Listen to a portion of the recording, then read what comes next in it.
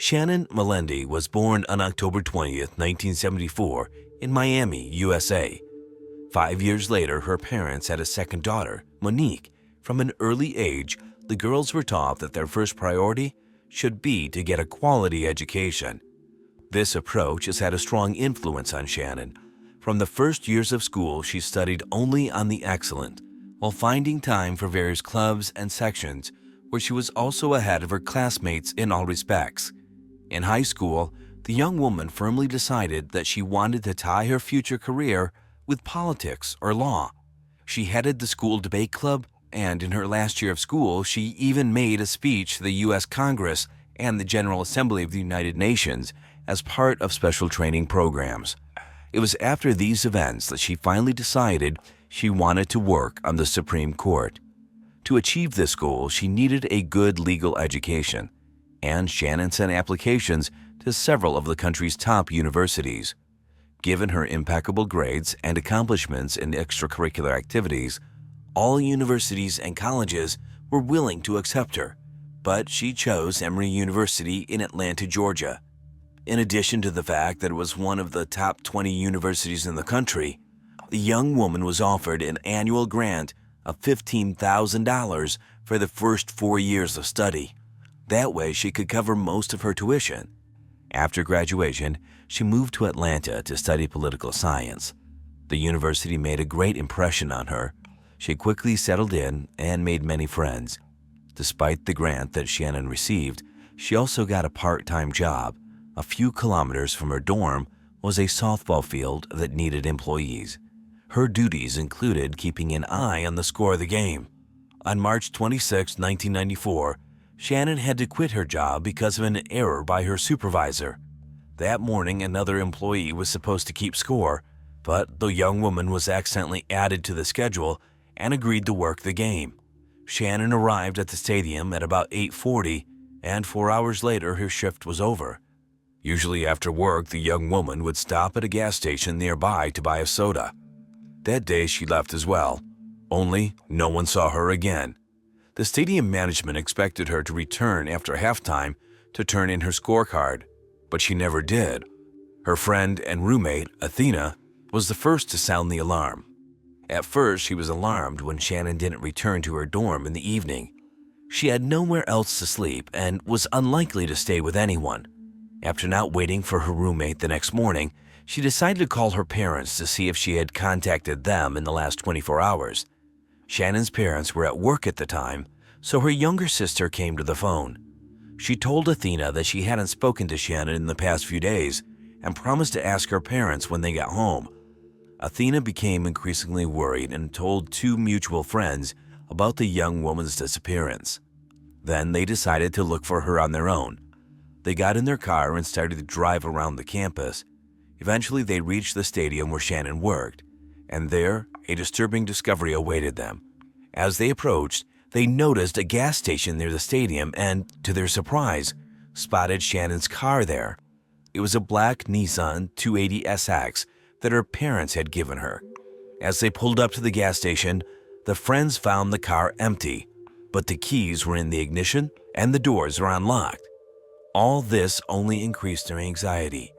Shannon would never leave her car, much less with the keys and the doors open. Ever since her parents had given her this car, she had cared for it reverently. Realizing that something terrible might have happened to the young woman, her friends called the police. Only the officers who arrived on the scene treated the situation as irresponsible as possible. They took a cursory look at the car and concluded that there was no evidence of a possible crime. There was no blood or signs of struggle in the car, so the officers simply advised their friends not to worry. They didn't even take fingerprints off the steering wheel and doors. Moreover, they asked Athena to take the car to the university parking lot, which she did. The officers talked to the gas station attendants, and they confirmed that they had seen Shannon around noon yesterday. They also did not notice anything suspicious.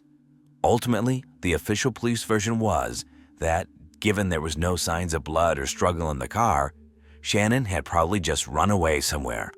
Given that she was 19 years old at the time, no one was going to seriously investigate the case.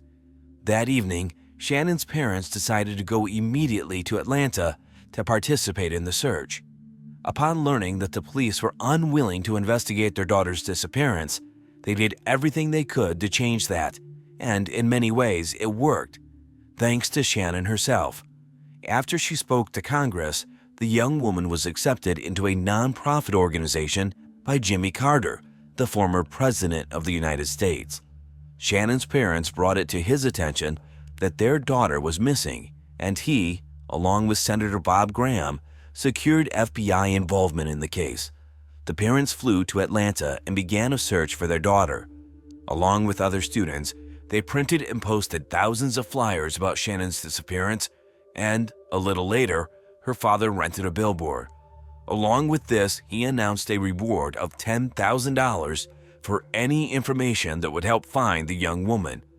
Detectives identified several suspects among Shannon's acquaintances, but quickly became convinced of their innocence. 3 days after the young woman disappeared, something interesting happened. An unidentified man called the police on the hotline number listed on the flyers about Shannon's disappearance. He stated that the reporters had made a mistake in reporting on the young woman's disappearance. They said that Shannon was wearing green shorts the day she disappeared, but that they were actually blue. Further, the caller stated that he had Shannon and was going to hold her as long as he wanted. There is one very confusing point with this call, and that is, why wasn't it given any weight?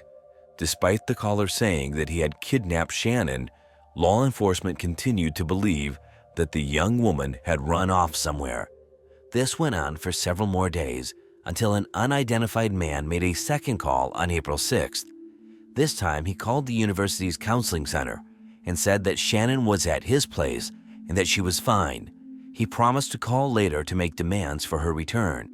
Finally, he said he would leave Shannon's ring for the police near where he was calling from to confirm his words. This time, the FBI quickly traced the call and found that it was made from a payphone located near a Burger King restaurant in suburban Atlanta. Upon arriving at the location, detectives did find the ring there in a cloth baggie that was wrapped in duct tape. Shannon's parents confirmed that the ring did indeed belong to her. For them, this news was a relief in the first place because they got a chance to see their daughter alive again. Since then, they have been waiting for the perpetrator to call again and make his demands. This event also led to law enforcement finally reclassifying the disappearance case as a kidnapping. The police department appointed a new lead detective, and he immediately noted the unprofessionalism of his predecessors. According to him, almost all of their actions were flawed.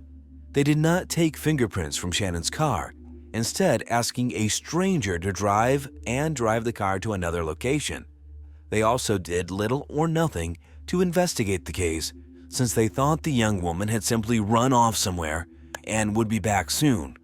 With all this in mind, investigators decided to work every possible lead from scratch, and the first thing they focused on was the softball field where Shannon was last seen the day she disappeared. Complicating the situation was the fact that by then, several weeks had passed since the young woman had gone missing. In addition, there was a championship game on the field that day, which brought the total number of visitors and participants to over several hundred.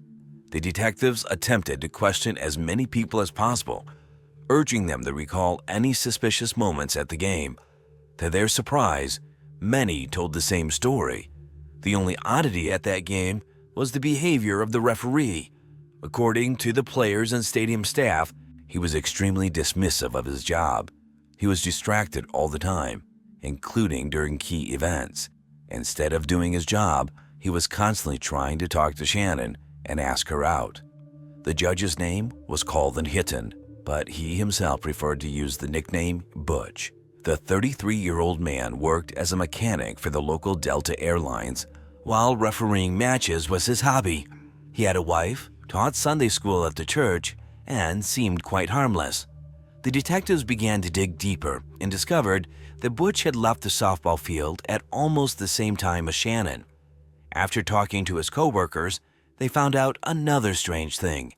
The day before the game, he had asked the other umpires to fill in for him at that game because he was supposed to have a date that day. They all knew that Butch was married, but he stated that his wife was out of town for a few days. When all his coworkers said no, he called his boss and asked him to leave the game early. The man explained that his brother's wife was in the hospital and they had no one to leave the children with. Except that day, Butch returned to the stadium 2 hours after he had left and was still wearing his officiating uniform. He went into the locker room, changed, and left. 3 hours later, he returned to the stadium, where he was spotted by a colleague. When asked what he was doing there, Butch said he had forgotten to give his paycheck to the accounting department, but he didn't have his paycheck with him. Moreover, Butch asked his colleague if he had seen where his car was parked. For a man who had just arrived at the stadium, that question sounded very strange. Investigators questioned Butch, and he denied any involvement in the young woman's disappearance. According to him, after the club, he went straight home. As proof, he showed detectives several outgoing calls from his phone made less than 40 minutes after leaving the stadium. He was offered a polygraph interview. Butch agreed and failed it. Almost all of the answers were deemed false, but it wasn't enough to arrest him. It was, however, enough to obtain a search warrant for his house, which, incidentally, was located near the burger joint where the police found the Shannon ring. Detectives discovered 2 other curious facts.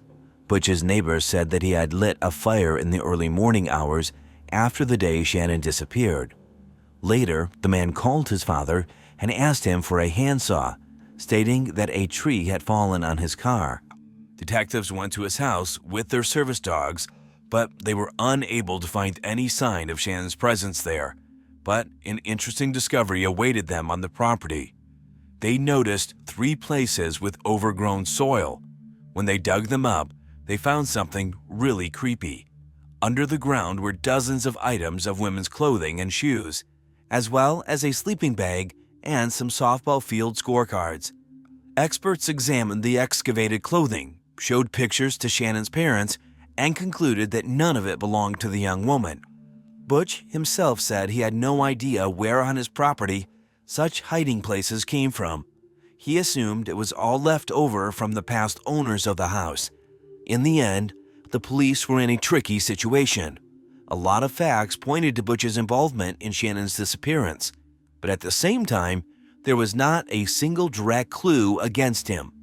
They hoped that a more detailed examination of the young woman's car would bear fruit, but here too, they were out of luck. Because the police did not take fingerprints and look for DNA samples on the first day of the investigation, the experts were not able to find them, but they came to an interesting conclusion. Someone had thoroughly wiped down the car, destroying any potential traces. In an effort to find some hard evidence against Butch, one of the detectives dug up a really interesting fact. He examined the bag containing the Shannon ring and discovered that such items are not manufactured for retail sale.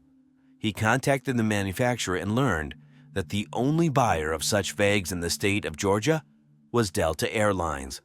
The company itself stated that the bags were used by mechanics to store small airplane parts, and as we recall, Butch worked as a mechanic for that very company. And that's not all. The detectives went over the whole thing so thoroughly that they found another tiny clue. In Butch's car, they found a piece of the same duct tape in which the pouch had been wrapped. On the tape itself, the experts found microscopic particles of the same metal.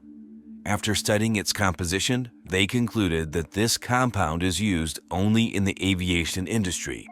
In spite of all this, the case was frozen for many months. The police and Shannon's parents were sure that Butch was behind the young woman's disappearance, but no one could prove his involvement. All the evidence was circumstantial. As soon as the airline learned of the suspicions about the man, they quickly fired him. Before that, he had managed to brag mockingly to his colleagues that he was a suspect in a case of kidnapping a woman. After reviewing his background, investigators discovered that Butch had quite an impressive criminal history under his belt. They didn't know this at the beginning of the investigation because there was no advanced criminal databases back in the 90s. It turned out that he had committed his first crime when he was still a minor. He got a part-time job and one day went to his boss's house where only his wife was there. Butch tried to tie her up, but he failed. The woman then convinced him that if he left, she wouldn't tell anyone what had happened. He believed her and left the house, and the woman immediately called the police. Butch was arrested, but due to his age, he was only ordered to undergo involuntary psychiatric treatment. This despite the fact that he admitted that he wanted to abuse the woman. The next time he went to the police was for kidnapping a 14-year-old young woman when he was in his 20s and had a wife. He called his younger brother's ex-girlfriend and told her he wanted to meet her. He assured her that his younger brother would be with him, except he came alone to the meeting. Then Butch said that his brother asked him to give her a gift. He asked her to put her hands together, then wrapped a rope around them and took the young woman to his house, where he locked her in the basement. It is unknown how the story might have ended, but Butch's wife accidentally discovered the victim and called the police. The young woman told investigators that Butch molested her, but despite this, he was only sentenced to 4 years in prison. The victim also shared some very disturbing information. Butch told her that if she didn't comply with him, he would do to her what he had done to the previous two, whatever that meant. Released early, less than 2 years later, he remarried. His new wife was unaware of Butch's criminal past. The police believed these were far from all of Butch's crimes. Buried women's clothing indicated that he may have had other victims that he did not leave alive. Shannon's investigators were never able to get any charges against Butch in the case, so they continued to look for any potential evidence, but to no avail. In December 2003, Butch was released early from prison after spending 8.5 years there. In all that time, the police could not come close to charging him with kidnapping Shannon, but they were somewhat lucky. While in prison, Butch frequently hinted to other inmates about his involvement in the case, and many of them agreed to testify against him. Detectives interviewed about 10 inmates. One of them, Adonis Cornwell, said he woke up in the middle of the night to a scream from his cellmate, Butch. He said in tears that he had not killed Shannon. The demons inside him had done it for him. He asked the other inmates what the chances were of going to prison for murder if the victim's body was never found. To one of the inmates, he almost confessed to what he had done. Butch told him that he had left the softball field with Shannon and that the police had been extremely stupid for not examining her car properly. He also said that her body would never be found because it had been scattered in the wind. This testimony, combined with all the previous circumstantial evidence, gave investigators a chance to bring the case to trial. 6 months later, in August 2004, they finally arrested Butch for the first time on charges of kidnapping and murder. According to the investigation, Butch saw Shannon at a gas station and, under some pretext, lured her into his car. Next, he threatened her to drive to his house, or he drove himself. Given that his past known crimes had been committed with knives, it could have been the same in Shannon's case. He then locked her in the house and drove back to the stadium, parking the young woman's car at the gas station. He left the keys in the ignition, wiped off all prints, and left. When he returned home, he could have abused the young woman, killed her, and then disposed of the body. Few people believed the court would convict. I think everyone is familiar with the phrase, "no body, no case," and in the vast majority of cases, it fully reflects reality. It is extremely difficult to prove that a person committed a murder if no one has even seen the victim's body. At the time, there was not a single case in Georgia where a court had convinced a person without a body, but investigators went to great lengths to squeeze the most out of the circumstantial evidence they had. They even brought in prisoners for the trial who had heard hints of Shannon's murder from Butch. He himself insisted on his innocence, and after the trial was over, the jury could not decide on a verdict for 3 whole days, but eventually they made their decision and found Butch guilty of murder. Consequently, the court sentenced him to life in prison. He was 43 years old at the time and in theory he should have spent the rest of his life behind bars. But there was one unpleasant nuance. The perpetrator was eligible to apply for parole every 7 years, according to the statutes in effect at the time of the murder. Butch tried to challenge the court's decision, but he failed, and 2 years later, in 2006, something really unexpected happened. He decided to confess to the murder. His story was almost exactly the same as the prosecution's. He saw Shannon in the parking lot and suggested she go to Burger King for a bite to eat. Shannon agreed, and they drove there in his car. After eating lunch, they drove back to the field, only Butch missed the right turn, stopped the car, and said his leg was cramped. He asked Shannon to drive and got in the back seat. There, he pulled out a prepared knife and threatened to force the young woman to drive to his house. There, he tied her up and told her he wasn't going to hurt her. Butch said he only wanted to sell her car, after which he intended to let her go. She behaved calmly and did not try to scream or fight back. Leaving her tied up in the house, Butch returned to the stadium, drove Shannon's car to the gas station, and left the keys inside. He did this in the hope that someone would steal it, and it would help throw the police off the scent.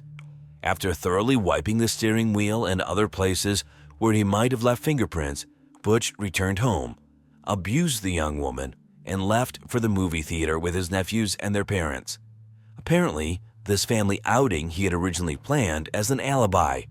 When he returned home, he abused Shannon again, while constantly repeating that he would let her go as soon as he sold her car.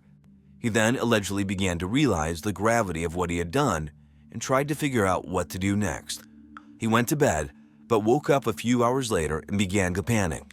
Then he went down to Shannon's house, put a tie around her neck, and cut her off. According to Butch, she was asleep at the time, and it all happened very quickly. Next, he spent hours wondering what to do with the body. By morning, he decided to burn it. Built a large fire and added fuel. Putting the body there, he changed his clothes and went to the service at church. When he returned home, the fire had allegedly destroyed all remains. The man said that the unbearable weight of the guilt made him confess to what he had done, but it was hard to believe. First, he made 2 taunting calls to the police and the university, telling them that Shannon was alive, while he had already disposed of her body. Second, he planned to kidnap another woman, his wife's best friend, that day. As soon as his wife went out of town, he called her and asked her to come over. Allegedly, he and his wife wanted to meet her, but the friend refused, which saved her life. Knowing this, can we speak of any remorse and guilt on the part of Butch? In addition, he stated that the fire had turned the body to ashes in a matter of hours, which seems impossible. According to the man, when he came home from church, there was no trace of Shannon. He allegedly waited for the ashes to cool, gathered up the ashes, and dumped them on the railroad tracks. Most likely he lied and had to bury the remains, including the bones, somewhere. But why would he do that? The only option here was that Butch realized he might never be released and decided to play the remorse game. But if he had pointed out where the body had been buried, his sentence might have been altered and denied him the opportunity to petition for release. He continued to insist that the fire in his house was really caused by a broken vacuum cleaner, despite the traces of fuel that experts found.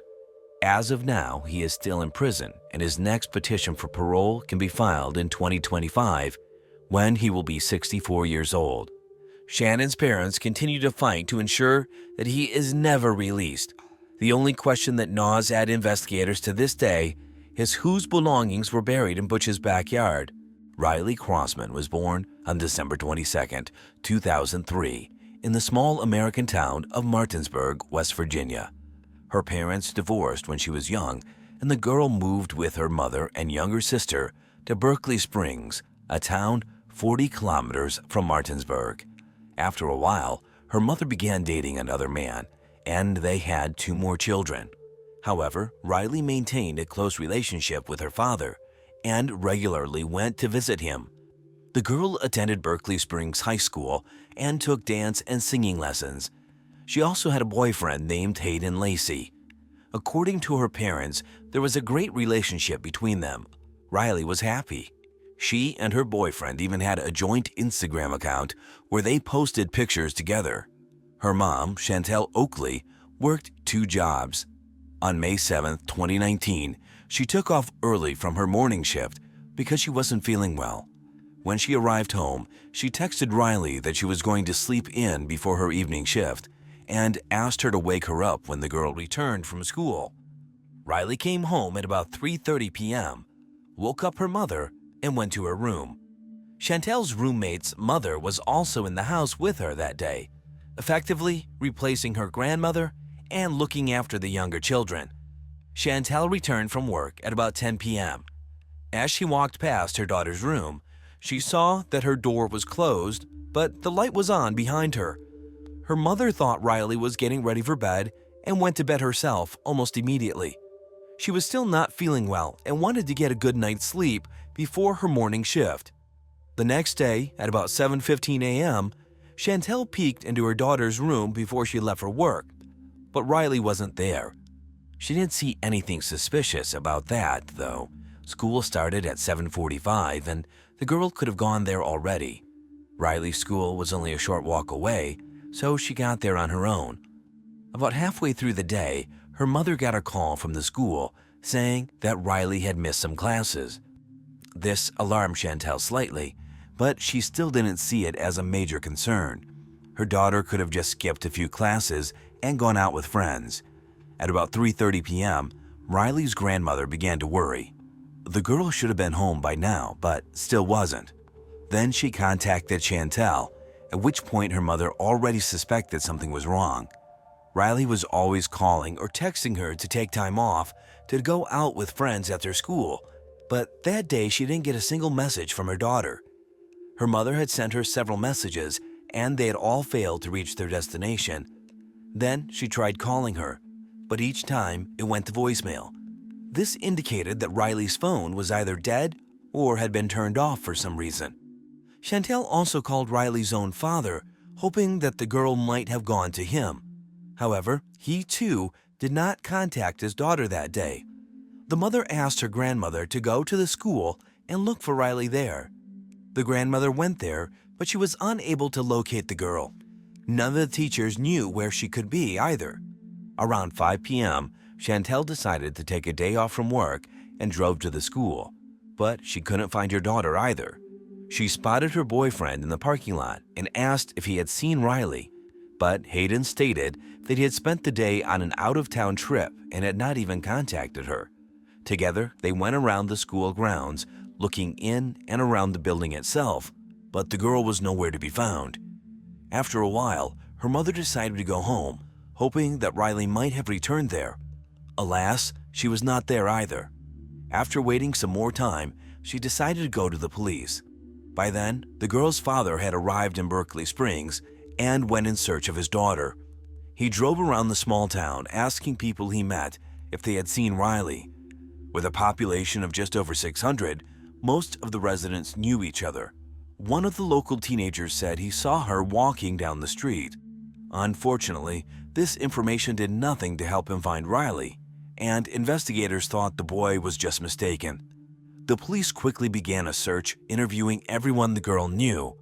None of her friends had seen Riley that day, nor had she shown up at school. At the same time, several teachers noted that she was present in their classes. This misled the detectives at first, but it soon became clear. These teachers had simply failed to notice the girl's absence and flagged her down. From conversations with Riley's acquaintances, the police began to reconstruct the chronology of events. They found out that on the evening of May 7th, the girl was on the phone with her boyfriend until 10:30 p.m., and she answered her friend's messages on social media until midnight. What follows is something very strange. At 5:40 a.m., Riley called her boyfriend by video link, but he was asleep at the time and didn't answer.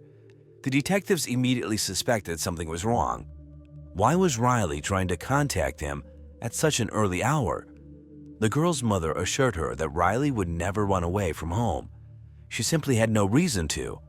Given that she was the eldest child in the family, her mother treated her very gently, almost never forbade her to go out with friends or a boyfriend, allowed her to go to her father's house in another town at any time, and generally did not control her every move.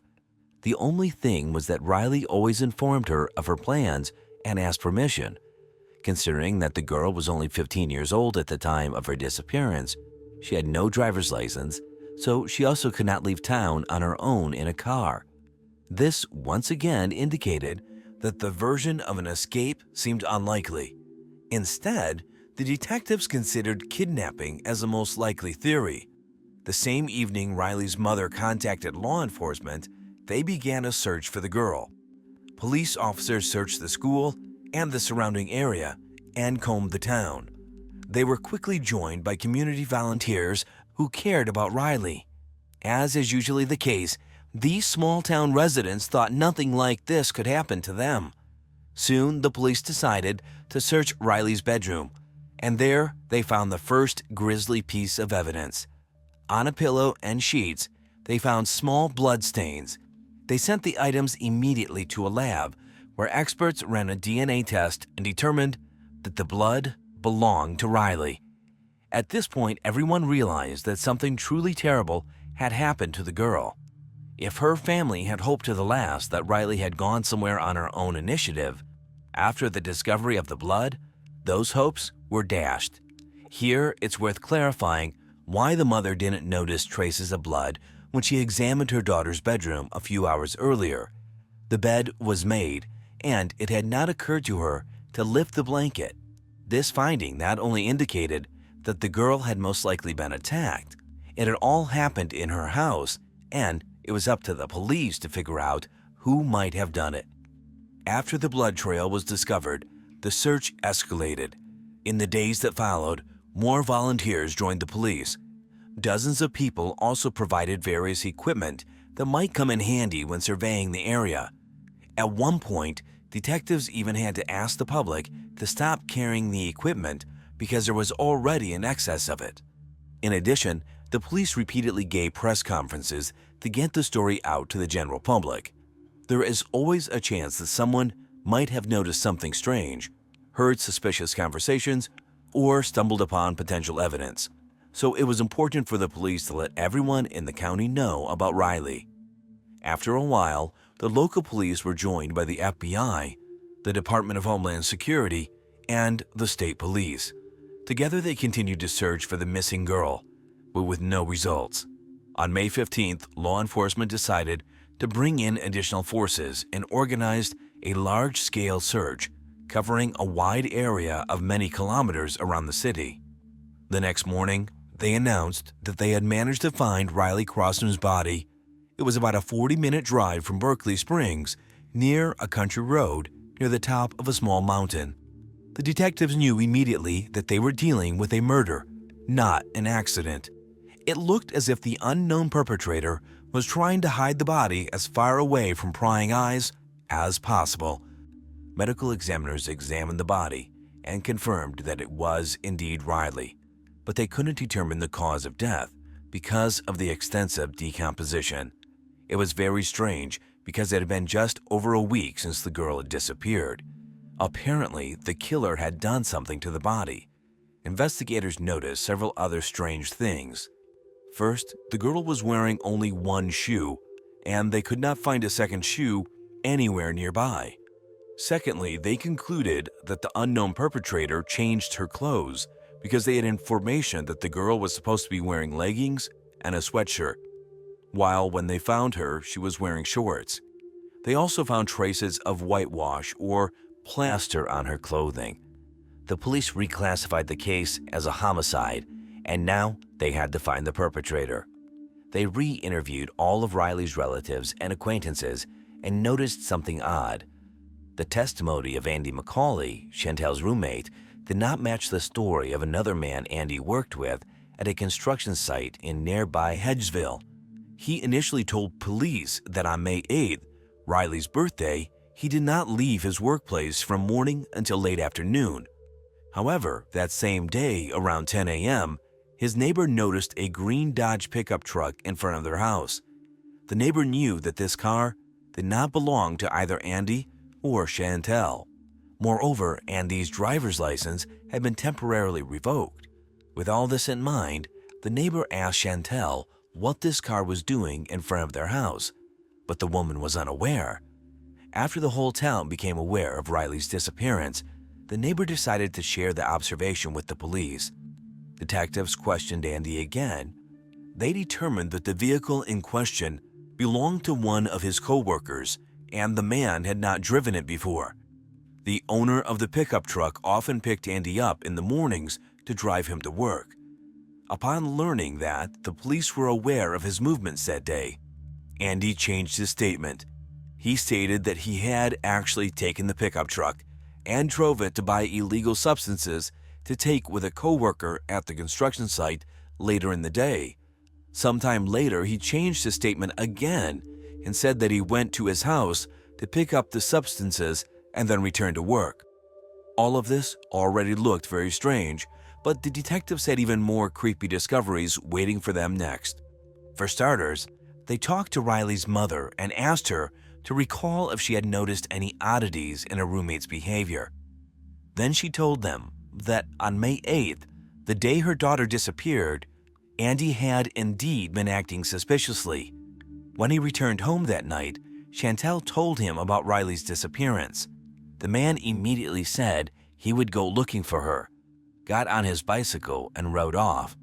However, when the woman returned home from her search, she found Andy asleep on the couch, as if nothing had happened. This behavior was very strange. All of Riley's relatives had been combing the streets until late at night, helped by concerned townspeople, while Andy simply went to sleep as if nothing had happened. In addition, one day after the girl went missing, Chantel called Andy and recorded the conversation. Unfortunately, its full content was not disclosed. All we know is that Chantel was already suspicious of Andy at this point and linked it all to his addiction to illegal substances. The police then spoke to Andy's co-worker and found out that, in fact, the men had been absent from work from about 9 a.m. until about 2 p.m. In addition, the co-worker stated that he believed that Andy had banned substances with him to begin with, so there was no reason for him to go somewhere to get them. The detectives then searched for the green Dodge and found a large stain of dried plaster in the trunk. Forensics showed that it was the same substance found on Riley's clothing. Investigators also led service dogs of the pickup, which detected a deadly smell in the trunk. They also found some pretty specific bolts in the car, which are rarely used. 2 of the exact same bolts were found near Riley's body. The police soon found another inconsistency in Andy's statement. They examined camera footage from nearby communities and found that on May 8th, the man was only a few miles from where Riley's body would later be found. He was caught on gas station store cameras and on several traffic cameras. It was all very strange. Andy didn't have a driver's license, was usually picked up by other people, and got around on his bike. But this day, for some reason, he took someone else's car and drove it around for half a day on unfamiliar routes. Another co-worker told police that on May 8th, Andy asked him for 3 construction bags. Detectives were also approached by Andy's former co-worker, who told an even creepier story. He said that he and Andy had never gotten along, but between about 2 a.m. and 4 a.m. on May 8th, Andy called him dozens of times and also sent a whole bunch of messages. He was in a panic and said he needed to hide with someone right away. Andy explained that he was in possession of illegal substances and was afraid of being caught. This former colleague did not let him in that night, but later reported the story to the police.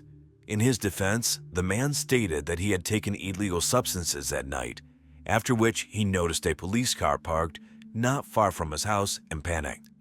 Except the police department checked this information and found that none of their cars were in that area. This meant that Andy's story was a common lie. All of the above was enough for the police to arrest Andy the day after the body was found and charge him with murder. The man denied guilt, so the case went to trial. The case then stalled for more than 2 years as the trial did not begin until September 27, 2021.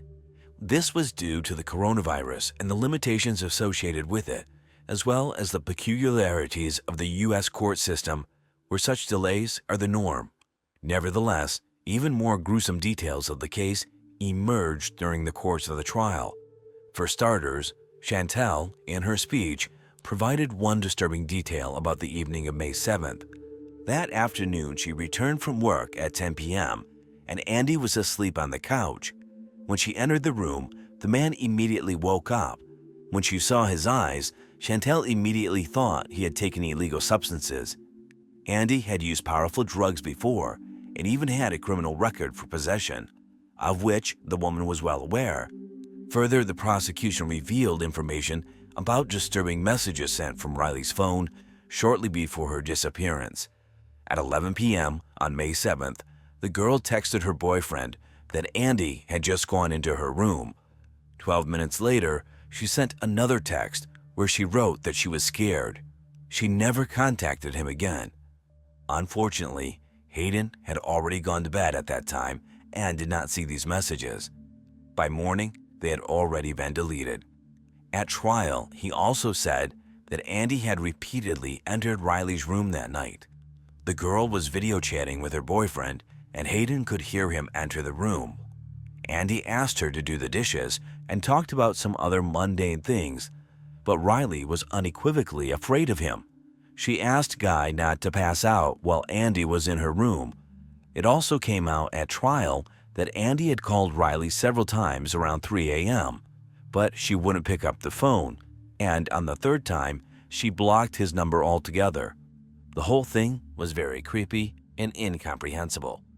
According to the prosecution's version, Andy made these calls to see if Riley was communicating with her boyfriend at the time. Later, the records of these calls were deleted from both phones, but the cell phone provider still had them. Despite all this, the prosecution had no evidence to indicate what had happened that night. They speculated that Andy killed Riley late that night, waited until morning, and drove to work. He then borrowed a coworker's car, drove to the house, picked up the body, and took it to a secluded spot. He then cleared the message and call history from her phone and got rid of it. It also emerged at trial that Chantal and Andy's own mother not only knew about his addiction to illegal substances, they also knew that under their influence, the man was becoming aggressive and dangerous. The final court hearing was held on October 5, 2021. Despite the fact that all available evidence was circumstantial and did not connect Andy directly to the murder, the jury reached a guilty verdict. He was found guilty of murder and sentenced to life in prison. Further consideration was given to the possibility of parole.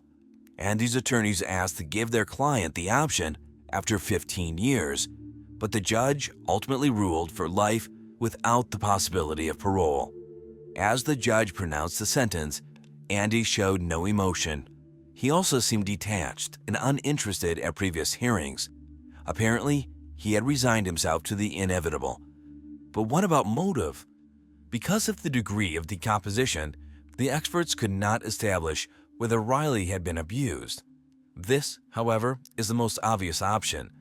Even though the court could not prove it, this story was widely covered in the American media, and people's opinions were divided. Some put part of the blame on the girl's mother, who brought a convicted drug addict into her home and built a family with him. At the trial, she assured them that it had never even occurred to her that Andy might harm her children. Others defended the mother, believing that she could not have foreseen such an outcome. She worked 2 jobs most of the time to feed her family, and perhaps she didn't even have time to think about her decisions might affect her children. What remains unclear is the moment of that 5:30 a.m. video call made from Riley Hayden's phone. Was the girl still alive at that moment? Or did Andy make the call to throw off the investigation later?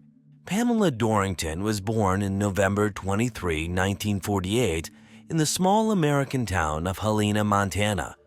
She grew up in a close-knit family and had many friends.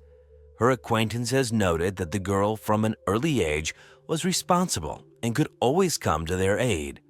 Pamela also loved animals, and her parents bought her a black Labrador. She did well in the local school, and in high school she was passionate about learning the Russian language. After high school, the young woman took a job as a surgical nurse at St. Peter's Hospital in her hometown. Although her parents' home was relatively close to work, Pamela sought to establish an independent life. For this reason, she moved out of her parents' house and moved into a rented apartment with her cousin Mary, who worked at the same hospital. The young women rented a two-bedroom apartment on the second floor of an apartment complex. Early in the morning on February 17, 1968, Mary went to work at the hospital. Pamela was still asleep, since she had to go out for the evening shift that day. The Labrador also slept in her room. A few hours after Mary left for work, Pamela's father drove by their apartment complex. Near the building, he noticed his daughter's Labrador running around without a leash. The week before, the dog had broken loose and run away from its owner, and Pamela had to pick it up from the local shelter. So what he saw didn't surprise the man. He knocked on the door of their apartment, but there was no answer. Thinking his daughter had gone to work, he took the dog and left. At 3 p.m., Pamela was supposed to go to work, but she never showed up at the hospital. Her cousin tried to call the home phone at their apartment, but there was no answer. When she got home, Pamela wasn't there, and Mary and her parents began to get seriously worried. Pamela was a very responsible person and would never miss her shift without a good reason, especially without notifying management. Besides, if the young woman was going somewhere, she would certainly tell her parents and sister. Another cause for concern was the fact that Pamela's car was parked in the parking lot of the apartment complex. This fact also made it less likely that the young woman had gone somewhere on foot all day. The relatives waited until the next morning and contacted the police. They took a missing persons report, but were in no hurry to start a search. Pamela was 19 years old, and investigators did not rule out that she left home of her own free will. After inspecting her apartment, detectives found no signs of forced entry or a struggle. Everything looked routine. They asked her sister to look through Pamela's things and tell her if everything was there. Mary noticed that her coat, terry cloth robe, purse, and winter boots were missing from their apartment. 2 days after Pamela's disappearance, police organized a search operation within a 30-kilometer radius of her home. They searched fields, forests, and bodies of water, while volunteers and the young woman's relatives handed out flyers on the city streets. Patrolmen interviewed Pamela's neighbors, co-workers, and acquaintances. None of them had seen the young woman the day she disappeared and had no idea where she might have gone. Her supervisor at the hospital said Pamela was supposed to pick up a check for $200 that day, but never showed up. This further indicated that the young woman was unlikely to have run off somewhere, leaving behind the money she had earned. In the first days of the search, police interviewed more than 100 people who had anything to do with Pamela. Some of them were interrogated by polygraph, but it yielded no results. Investigators were also unable to find any evidence that the young woman might have left town. With no leads on their hands, the police concentrated all their efforts on the search operation. They expanded the area to about 50 kilometers around the city and brought in additional forces. Because many parts of the area were not easily accessible to pedestrians and cars, the search involved many officers on horseback. Speaking to reporters, the sheriff said that this was the most effective, as a person on horseback could see better and an animal could smell a dead body and demonstrate this behavior. The search continued for a month, but was inconclusive, and eventually the sheriff decided to suspend the search operation. Since then, the case has essentially come to a standstill, as the detectives have had no leads on their hands. In April, 2 months after Pamela disappeared, something unusual happened. A patrolman in Great Falls, a town about 140 kilometers from Helena, stopped a car for speeding. He issued a warning to the woman behind the wheel and let her go. Later, as he was writing the report at the station, his colleagues noticed one odd thing. The driver's license the woman showed the officer was issued in the name of Pamela Dorrington. The Helena detectives asked for a description of the woman's appearance, and from what he said, it looked very much like she was the one behind the wheel. This news gave new hope to the relatives of the missing young woman, except that investigators never managed to find the car and its driver. On June 13th of that year, nearly 4 months after Pamela's disappearance, the sheriff's office received a call. A national park ranger, just a few miles from Helena, was walking near the docks at the lake and noticed a human body in the water. Police officers arrived on the scene and extracted a human torso, about waist to knee, from the water. It was turned over to experts who proceeded to examine it and determined that it belonged to a woman about 17 to 23 years old. Detectives almost immediately made the assumption that the deceased was Pamela Dorrington. Along with it, they found several items of clothing that were similar to items from Pamela's closet. They showed them to her sister and parents, and they confirmed that Pamela did have something similar. Medical examiners found several stab wounds on it and signs that the young woman had been abused, but the torso alone could not be identified. All of this was before DNA testing was available. The only thing the experts could surmise was the approximate time the body had been in the water. In their opinion, it could have been there for about 4 months, which coincided with the time of Pamela's disappearance. In the weeks that followed, investigators, along with divers, searched the lake and the adjacent Missouri River, trying to find missing body parts, but it was inconclusive. Despite failing to identify the deceased, the sheriff told reporters that the body was very likely Pamela's, so police were no longer investigating a missing person, but a murder. However, this discovery did not bring them any closer to the perpetrator himself, as there were still no leads. Since then, there has been no progress in the case. Police told reporters and Pamela's family that they had had several suspects, but it was impossible to determine their involvement without any evidence. A year after the murder, the sheriff contacted a psychologist in Detroit who specialized in particularly violent crimes. From the information available, he concluded that the perpetrator was a psychopath with twisted desires, which was the motive for the murder. Given this, it is unlikely that he could have stopped at one murder, and detectives should expect more similar episodes. At the same time, the experts suggested that this man was capable of easily hiding his true face and leading an ordinary lifestyle. All this information did not help the sheriff much, but no other threads of the investigation he no longer saw. The man gave the psychologist the names of his suspects and asked him to assess which of them could commit such a crime, but the expert could not draw such conclusions without additional evidence. Pamela was not buried until 7 years after the murder, on June 14, 1975. In all that time, investigators never found her other remains, nor did they come any closer to catching the perpetrator. Nevertheless, they continued to consider all sorts of possibilities. Once the detectives even turned to clairvoyance, but the result was quite expected. 15 years after the 1983 murder, something interesting happened. The landlord of the apartment Pamela and Mary had rented was found guilty of murdering his wife. In 1968, a man named Brooke Atlas lived on the first floor, directly below their apartment. He had been on the list of possible suspects since the early days, but a complete lack of evidence prevented any conclusions about his involvement.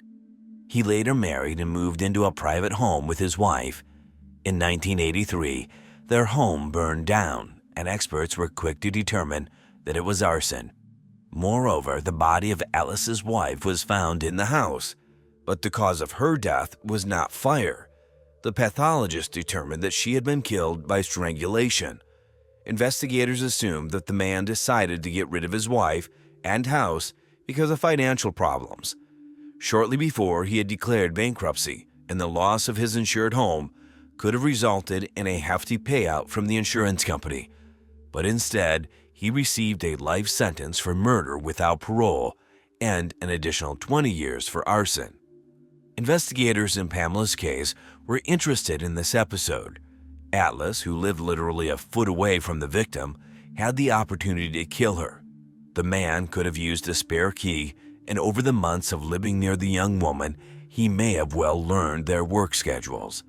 Detectives talked to Atlas, but he denied all allegations. Given that there was not a single piece of evidence against him, the cops had no choice but to accept it and hope that sooner or later, new leads would emerge in the case. In the 38 years that followed, no progress was made.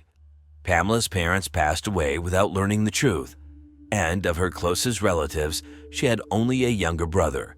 He had given up hope of finding out what had happened to his sister. But in 2021, the case was given another chance. It was turned over to the Unsolved Homicide Squad, and the new detectives decided to reopen the investigation. Pamela's murder was not typical of such units. They usually reopened old cases where the perpetrator left his DNA behind. But because of the lack of analytical tools in those years, it was impossible to use that to catch the killer. In Pamela's case, there was no evidence at all, and the detectives could only hope for luck. They studied all the materials left by their predecessors, including a list of possible suspects.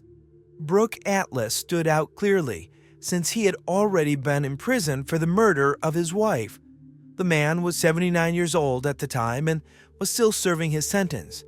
Investigators realized that proving his guilt after 53 years would be very difficult, and the man was unlikely to live to see sentencing.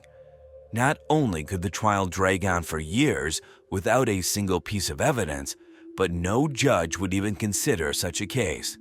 So the detectives decided to take a very unusual approach to the matter. They went to Atlas in prison and offered him a confession to Pamela's murder. In exchange, they guaranteed him that he would receive no additional punishment for it. Such moves on the part of law enforcement are quite rare, especially when it comes to a brutal murder. But in this particular case, they knew they had only two options: wait until they got their hands on some new evidence, which was highly unlikely, or get a confession. And given Alice's age, the second option could disappear at any moment. Besides, Pamela's only living close relative was her brother, who was also of advanced age. The detectives wanted him to know the truth, told him about the possibility of such a deal, and the man agreed. The investigators brought their offer to Atlas and waited. To their surprise, it worked. The perpetrator said he was ready to confess, but the detectives were in no hurry to rejoice. They needed to make sure that the man was really involved in the murder, rather than taking the blame for someone else's crime. They spent many hours questioning him about the details of the murder, Atlas confessing that he had planned Pamela's murder in advance. After waiting for her sister to go to work, he went up to their apartment and rang the bell. When Pamela opened the door, he told her there was a leak in one of the pipes in her apartment and urgent repairs needed to be made. Pamela let the man in without a shadow of a doubt. Once in the apartment, he attacked her and strangled her, then took her body back to his apartment and abused her. This was the main motive for what he did. Atlas then placed her in a barrel and took her to the warehouse of the small airport where he worked as a flight instructor. That very day, a few hours after the murder, the man was quietly conducting a few lessons with his students. The barrel stood in the warehouse for several days, after which Atlas took it to the banks of the Missouri River, separated the body, and dumped it in the water. In addition, the man told police several facts that were never divulged, so only the killer could know them. With all this information in hand, the detectives had no doubt that Atlas was telling the truth. 53 years later, they finally succeeded in solving the case, though they had to guarantee the murderer full immunity. Remarkably, the murderer decided to accept the deal for a reason. He said that during his imprisonment, He believed in God and began to feel remorse and apologized to Pamela's relatives for what he had done. The Detroit psychologist's analysis turned out to be quite accurate. Atlas really seemed a decent man. For a long time, he had worked as a heavy equipment operator. Then he began teaching flight lessons, started a family. Only after the murder of his wife, his true nature became clear. The victim's brother thanked the investigators for bringing the case to an end. The man understood that a conviction and an additional life sentence for Atlas wouldn't have changed anything. And thanks to the detectives, the case was over. Andrea Michelle Bowman was born June 23, 1974 in New Orleans, Louisiana. At birth, her mother Kathy Turkanian named her daughter Alexis Miranda Badger. Kathy escaped to New Orleans in 1972 when she was 14 years old after hitchhiking from Virginia. She made a living working as a waitress. She soon met a young man whom she promptly married. After a year and a half of living together, when Kathy was not yet 17 years old, the couple had a young daughter, Alexis. After the arrival of the child, Kathy's relationship with her husband deteriorated. He began to cheat on her, did not help to take care of the girl.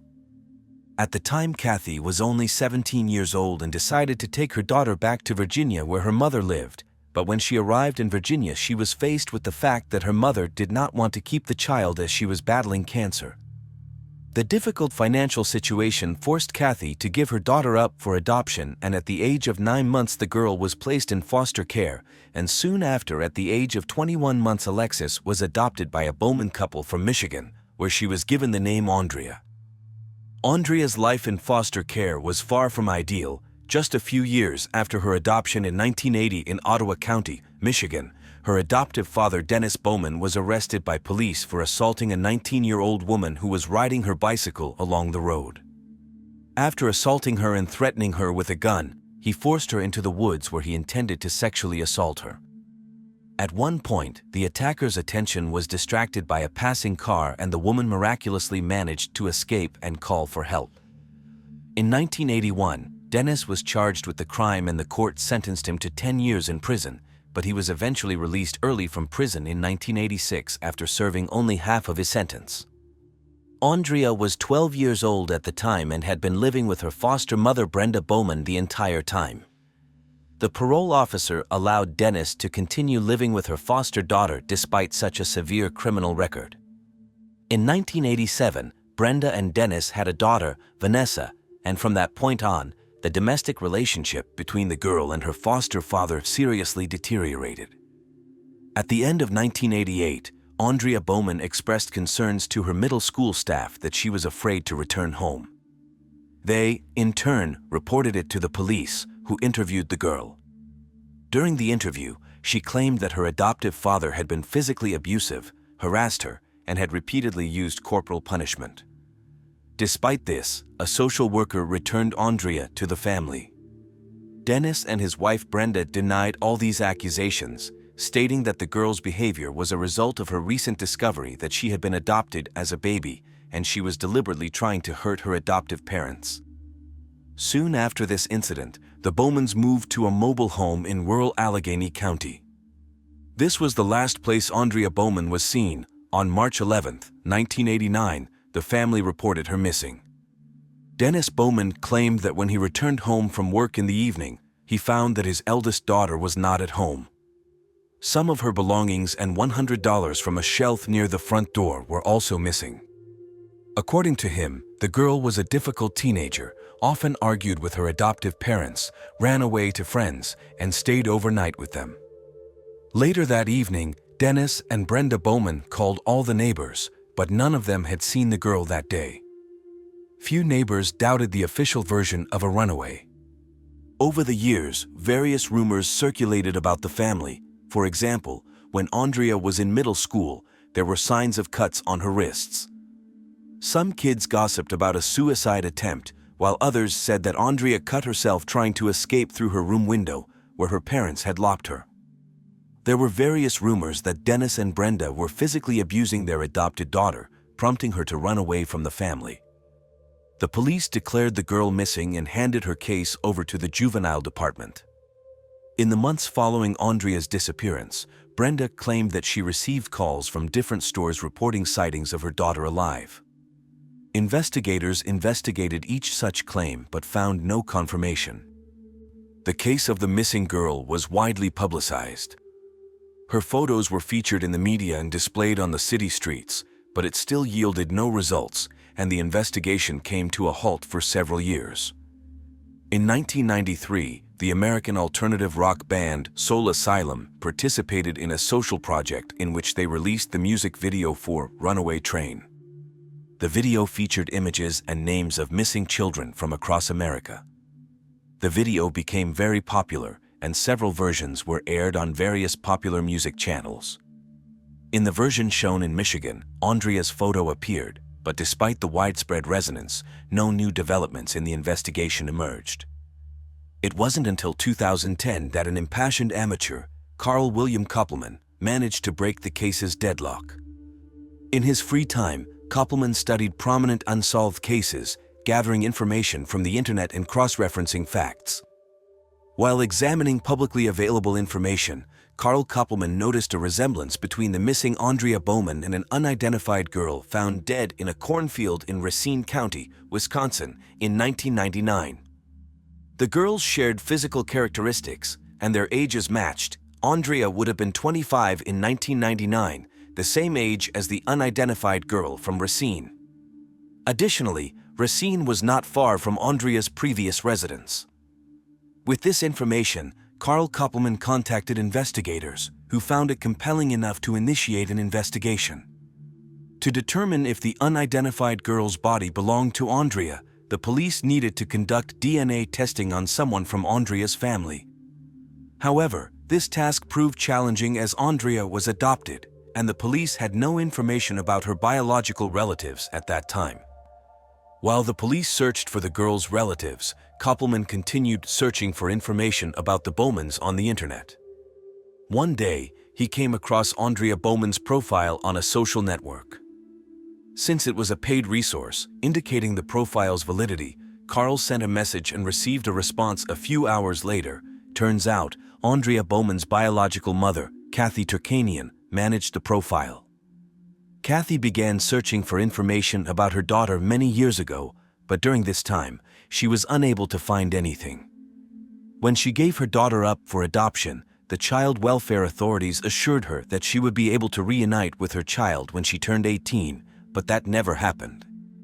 In 2012, Kathy received a letter from a social worker in Norfolk, Virginia, asking her to provide DNA for comparison with the results taken from an unknown girl in Racine County. The police believed that this might be her daughter, who had gone missing from her adoptive parents' home in 1989. Kathy's husband, going through missing persons lists and comparing birth dates, identified the girl as Andrea. Throughout this time, Kathy hoped to be reunited with her daughter, but instead, she learned that the child she had given up for adoption in the 70s had gone missing. Interestingly, Kathy had seen the music video for Soul Asylum's Runaway Train, which featured Andrea's photo, but she had no idea that one of the faces was her own daughter. Kathy underwent a DNA test, and in 2013, the long-awaited results confirmed that she was not related to the unknown girl found in Racine County. Later, through DNA analysis, it was proven that the body belonged to Peggy Johnson. From that point onward, Kathy actively participated in the search for Andrea. She created an online account, distributed flyers and T-shirts, and even offered a reward of $25,000 for any information that could help determine what happened to the girl.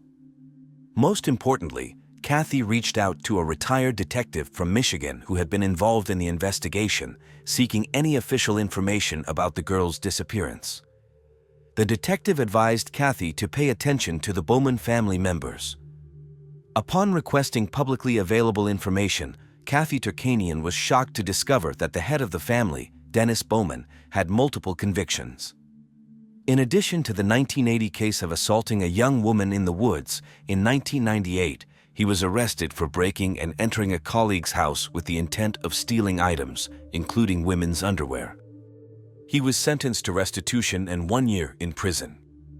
Police records indicated that Dennis Bowman matched the profile of a sexual offender and was considered a potential danger to women. Learning these details, Kathy did not rule out the possibility that this man could be involved in Andrea's disappearance. Joining forces, Kathy Turkanian and Carl Koppelman hired private detective Jeffrey Flora from Michigan to conduct an investigation into Andrea's disappearance. Detective Flora conducted his investigation, gathered all available information on the case, and discovered several interesting details beyond the known facts. He interviewed residents of the town where the Bowman family lived and learned that Andrea was friends with her classmate Andrew Rann. They spent a lot of time at Andrew's home with his parents. One day, Andrea confessed to Andrew's mother that she didn't want to go home because her father mistreated her, and her mother, aware of it, either ignored it or pretended not to notice.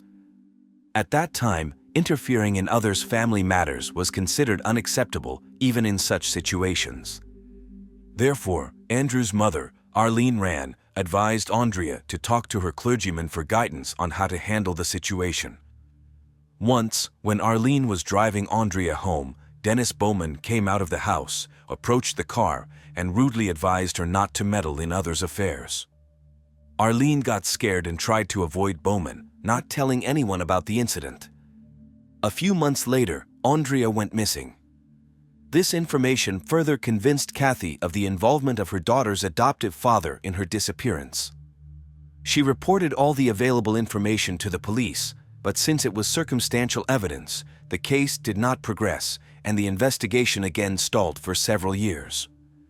Only in November 2019, Koppelman received information from a Michigan resident that Dennis Bowman had been arrested.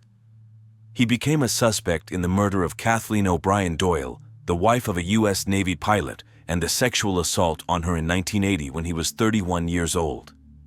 She was found murdered in her Norfolk, Virginia home on September 11, 1980. She had been stabbed and strangled. Dennis was one of 30 suspects in connection with this case. Investigators working on this case came to Michigan for a seminar and decided to check the DNA of the suspects for matches. Detectives were astonished to find a 100% match between Dennis Bowman's DNA profile and the DNA from the crime scene. He was immediately arrested, and a few months later, Bowman was extradited to Virginia to face trial. While in pre-trial detention, he confessed to the attack in 1980. Bowman, then 31, broke into the home of 25-year-old Doyle in Norfolk, Virginia, assaulted her with a knife, subjected her to sexual violence, and strangled her in the bedroom. In his confession to the police, Bowman claimed he was intoxicated and broke into her house with the intention of robbery.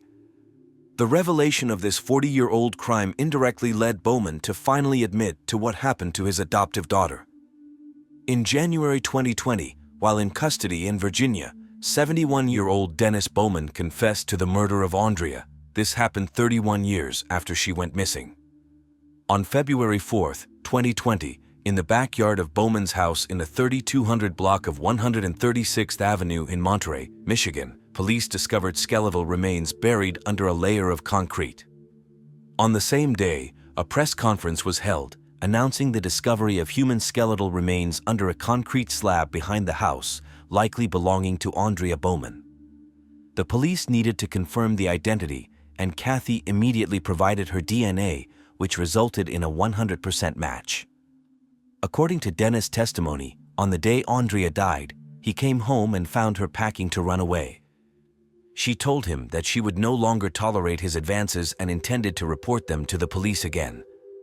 They began to argue, and Dennis struck Andrea in the face. The blow was so powerful that she fell and broke her neck. Dennis claimed that Andrea's death was an accident, and he declared her missing to conceal it and remain free for the sake of his family and younger daughter. On May 15, 2020, the prosecution officially charged Dennis Bowman with murder, first-degree child abuse, and mutilation of a body. He was to be extradited back to Michigan to face trial on these charges. In June 2020, Dennis received 2 life sentences for his previous crimes, and he was ordered to serve his sentence in Michigan, where he would await trial for the murder of Andrea. The first court hearing for this case took place in February 2021, which, due to the pandemic, was broadcast live. The key witness at the hearing was Dennis' wife, Brenda. Tearfully, she recounted that when she reported their daughter missing, she was 100% convinced that Andrea had run away from home. She also revealed that she only learned the truth after Dennis was arrested. He confessed to her in a phone call from jail, explaining that he had buried their daughter's remains in the backyard of their home in Monterey. Brenda initially found it hard to believe because they were not living in the Monterey house when Andrea disappeared, and the body could not have been buried there. However, Dennis explained that he transported the girl's body in parts as soon as they signed the documents to purchase the house. The cement slab in the yard served as a makeshift grave marker, of which Brenda was unaware. Although she was innocent of the crime, her indifference and neglect towards her daughter led to such a tragic outcome and gave her husband the opportunity to act. She knew about his criminal past and his potential for wrongdoing, but chose to turn a blind eye. On December 22, 2021, Bowman pleaded not guilty to second-degree murder in connection with the death of 14-year-old Andrea in the Allegan County Circuit Court. He continued to consider it an accident.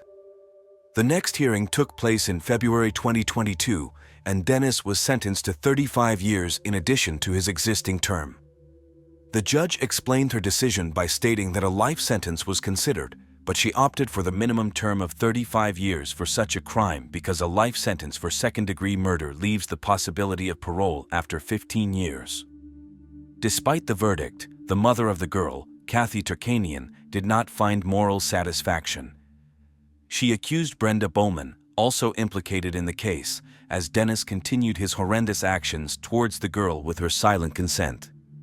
Kathy also claimed that she suspected Brenda might have known everything from the beginning and intentionally diverted police suspicion away from her husband by providing information about Andrea being seen alive and well in various places, which later turned out to be untrue. Currently, Kathy Turkanian is engaged in legal battles with Brenda Bowman for the right to reign to her daughter's remains. She believes that the Bowman family, after everything that happened, has neither moral nor legal claim to them. Many questions and grievances also remain regarding the police investigation, which was not properly conducted in the initial stages, and the available information was not thoroughly verified, leading to a prolonged and protracted investigation. Courtney Clenny was born on April 21, 1998, in Austin, Texas. She grew up in an affluent family, attended a private school, practiced dancing, and had an interest in theater. In her teenage years, Courtney became seriously involved in sports, developed an interest in the fitness industry, actively worked on her physique, and advocated for a healthy and active lifestyle, sharing this on her Instagram page, where she gained a significant number of followers. After finishing high school, she continued her education in college, studying to become a fitness trainer. After graduation, she relocated to Los Angeles. She took her online presence seriously, particularly on Instagram, where she registered as Courtney Taylor. Over time, she noticed that her followers were drawn not only to her workouts and nutritional advice, but also to revealing bikini photos. Courtney started her OnlyFans page, where she shared bikini photos, boudoir sessions, and fitness-related content with her followers. In a short period, she became a highly popular online influencer and OnlyFans model, accumulating a following of 2 million people. This attracted various advertisers, and she began successful collaborations promoting their products. Despite Courtney's young age, she had just turned 20 at that time. She had built a solid reputation as a serious businesswoman. She earned high income through advertising and could afford a luxurious lifestyle, renting expensive accommodations in prestigious areas, shopping at fashionable boutiques, and driving expensive cars. She had a wide circle of friends with whom she spent a lot of time at various parties and nightclubs. In November 2020, at one of these parties, friends introduced Courtney to a young man named Christian Obumseli. Christian Obumseli, an African-American, was born on April 26, 1994, in Dallas, Texas. After graduating from high school, he enrolled at Texas Tech University. Upon completion of his studies, he began his career at Jeffton's Healthcare Services, Inc. In January 2009, working as a customer relations manager. In 2018, Christian became the owner of Wiseman Peachtree LLC, but a significant portion of his income came from cryptocurrency trading. His estimated net worth was around $15 million USD. Among close friends, he was known as Toby, described as a kind and caring guy with a charming smile. Christian was also passionate about rugby and had a significant presence on social media. A couple of months after meeting, Christian and Courtney announced on their social media accounts that they were dating and had moved into a new luxurious penthouse at One Paraíso apartment complex in Florida. They traveled extensively together, spent time in expensive restaurants, and indulged in shopping at high-end boutiques.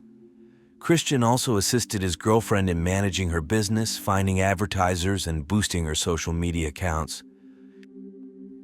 Overall, the couple left a positive impression on their friends and acquaintances, and from the outside, it seemed like they were a perfect match. Both were in love and happy, as evident from the abundance of posts on their social media pages. Therefore, the news that Christian Obumsey was fatally injured during a dispute with Courtney Clenny shocked everyone, from family and friends to the millions of followers of the young woman. Police arriving at the scene found Christian Obumsey unconscious on the floor with a stab wound to the chest. The apartment was in complete disarray, with scattered clothing, overturned boxes, bloodstains everywhere on the floor and walls, and Courtney in her underwear, also covered in blood. The young man was quickly taken to the hospital, where medical professionals attempted to save his life, but all efforts proved futile, and he passed away without regaining consciousness. Subsequent forensic examination revealed that Christian Obumsey died from blood loss caused by a close-range knife strike to the subclavian artery. Detectives carefully examined the crime scene and began questioning Courtney, noting that, despite the situation, she remained remarkably calm and confident. She narrated to the police a story of Christian's abusive behavior towards her, systematically subjecting her to emotional and psychological humiliation, as well as periodic physical abuse. Courtney also informed the police that they had broken up and their relationship had ended. However, Christian could not accept this fact and continued to stalk her. On the day of the incident, Christian came to Courtney's apartment and initiated an argument during which he began choking her. In self-defense, she grabbed a knife from the kitchen and struck him, which ultimately proved fatal. Courtney cried and expressed deep regret over the incident. Police, observing her condition, sent her to the hospital for psychological assistance, and she was discharged a few days after the incident. Thus, in the initial stages of investigating the incident, the only version available to the investigators was that of Courtney acting in necessary self-defense against violence from her boyfriend. However, relatives and numerous friends of Christian Obumsey did not believe in this version. They were certain that Courtney Clenny, for the most part, was the instigator of the disputes and conflicts in the relationship. Christian's friends were profoundly shocked by what happened, asserting that he was a very kind, sincere, vibrant, and intelligent person. His energy and enthusiasm were endearing to those around him. Friends also revealed that initially, everything was good between Christian and Courtney, but later public arguments and heated disputes became frequent. Courtney, being well-known, struggled with the downsides of fame. She succumbed to the star disease, which hindered her from leading a normal life. She became demanding and capricious, spending nights in various entertainment venues where she consumed alcohol uncontrollably and developed a dependence on psychoactive substances. Under the influence of alcohol, she would experience fits of rage and baseless jealousy, during which she would yell at her boyfriend, racially insult him, and attempt to use force, pushing him and striking him in the face. Relatives of the young man persisted in their belief that Christian could not have been violent. As evidence, they provided investigators with audio recordings that Christian had made on his mobile phone shortly before his death.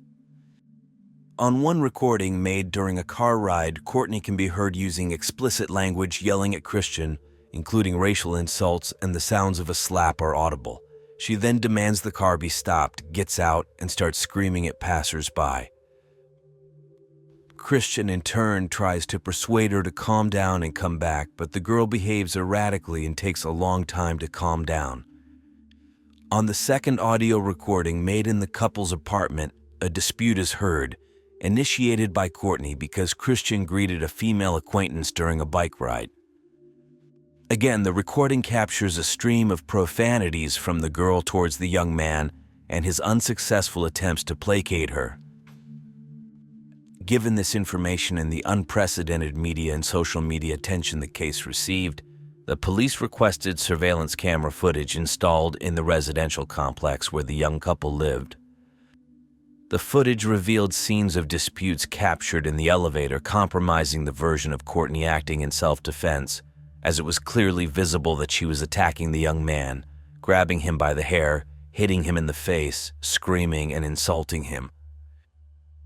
Concurrently, information started circulating on social media that the domestic violence incident with Courtney in April, which led to such serious consequences, was not the first. In her biography, there was already a similar case that occurred in July 2021 during a trip to Las Vegas when Courtney was arrested for throwing a glass at Christian Obomseli's head during a dispute in a hotel. Detectives also discovered that residents and security personnel at the complex had repeatedly called the police to the young couple's apartment due to frequent loud arguments and scandals. It became clear to the investigators that their initial version of Courtney acting in self-defense could not withstand the pressure of evidence. Thus, after a 4-month investigation and constant pressure from Christian Obomseli's family in August 2022, Courtney Clenny was charged with second-degree murder. At that time, she was in a rehabilitation center in Hawaii, undergoing treatment for alcohol and substance abuse. In addition to the charges filed against Courtney Clenny, the Obomseli family's lawyer filed a lawsuit against the company providing security services for the residential complex, claiming that they could have prevented the murder. During the proceedings, it was revealed that the guards on duty on the day of the murder had been notified of the ongoing dispute between the girl and the young man, as well as the fight inside the apartment. However, they stood outside their apartment door for 12 minutes and made no attempts to intervene in the argument. Despite being aware of the girl's history of past offenses, her unstable, erratic, and aggressive behavior, the guards remained by the door until Courtney Clenny herself called the police and reported that her boyfriend was bleeding. The investigation also cast doubt on Courtney Clenny's initial statements that she stabbed the young man in self-defense from a distance of 10 feet. This contradicted the forensic expert's conclusion that a knife strike of such force could only occur from close range. Additionally, it was noted that, at the time of the incident, there were no signs on the girl indicating an attempt at strangulation, as documented by the police in the crime scene report and Courtney's interrogation. In turn, the girl's lawyers claim that they have new evidence that Courtney Clenny became a victim of stalking and cruel treatment by Christian Obomseli and acted in self-defense, which they will present in court. The defense argues that the elevator dispute video, which circulated in the media and formed the basis of the charges, was edited and shown incompletely. In the full video, the girl is seen attempting to raise her hands against the young man and prevent him from entering the elevator, as the elevator opens directly into their apartment, and it is the only way to enter. Interestingly, Courtney's mother also confirms her daughter's claims of persecution by the boyfriend since she allegedly witnessed their turbulent arguments during phone calls with her daughter, where Christian was purportedly the instigator. Courtney's lawyers say that the previously published videos illustrate the toxic relationship between the couple but lack context. The legal team defending the girl stated that she is a victim of domestic violence and evidence. Snapshots without any context could hinder her from getting a fair trial, during which evidence will show that Courtney acted in self-defense. She will face the court for defending herself from a brutal struggle with her ex-boyfriend, which made her fear for her life, said the girl's lawyer. The defense hopes that the public disclosure of the full video will give the community the first opportunity since the beginning of the investigation to hear how the couple interacted and provide additional insight into their complex dynamics, helping to determine who was the victim and who was the aggressor. The case remains unresolved in court, and Courtney is still in custody, not yet extradited to Florida. During the court process, many interesting details of the case are likely to be revealed, and the consideration is influenced by Florida's Stand Your Ground law. This law complicates the filing of charges or the issuance of guilty verdicts when the defendants claim self-defense. The Florida prosecutor's office stated when the investigation is complete, the state attorney's office will review the evidence presented by the police department and take appropriate legal action in accordance with the law. For those unfamiliar with the Stand Your Ground law, it came into effect on October 1, 2005 in Florida. It allows a person to use deadly force when they reasonably believe it is necessary for their protection from the imminent use of deadly force, serious bodily harm, kidnapping, rape, or, in some jurisdictions, robbery or any other violent crimes. This is the so-called right to self-defense. In turn, the parents, brother, and friends of Christian Obumseli hope for a fair court decision, believing that Courtney Clenny, whom they consider responsible for the death of the young man, will face the appropriate punishment. Tara Grinstead was born in 1974 in Hawkinsville, USA. During her high school years, she actively participated in beauty contests, winning prizes. The girl from an early age set a goal to get a quality education. So the money earned in competitions, she put aside to pay for her education. After college, Tara earned a master's degree in education and landed the job she had long dreamed of. She became a high school history teacher in Ocilla, Georgia. This tiny town was a typical low-rise America. Its population did not exceed 4,000 people, most of whom knew each other well. Life was quiet and measured. None of the locals could think that any serious crime could occur in Ocilla.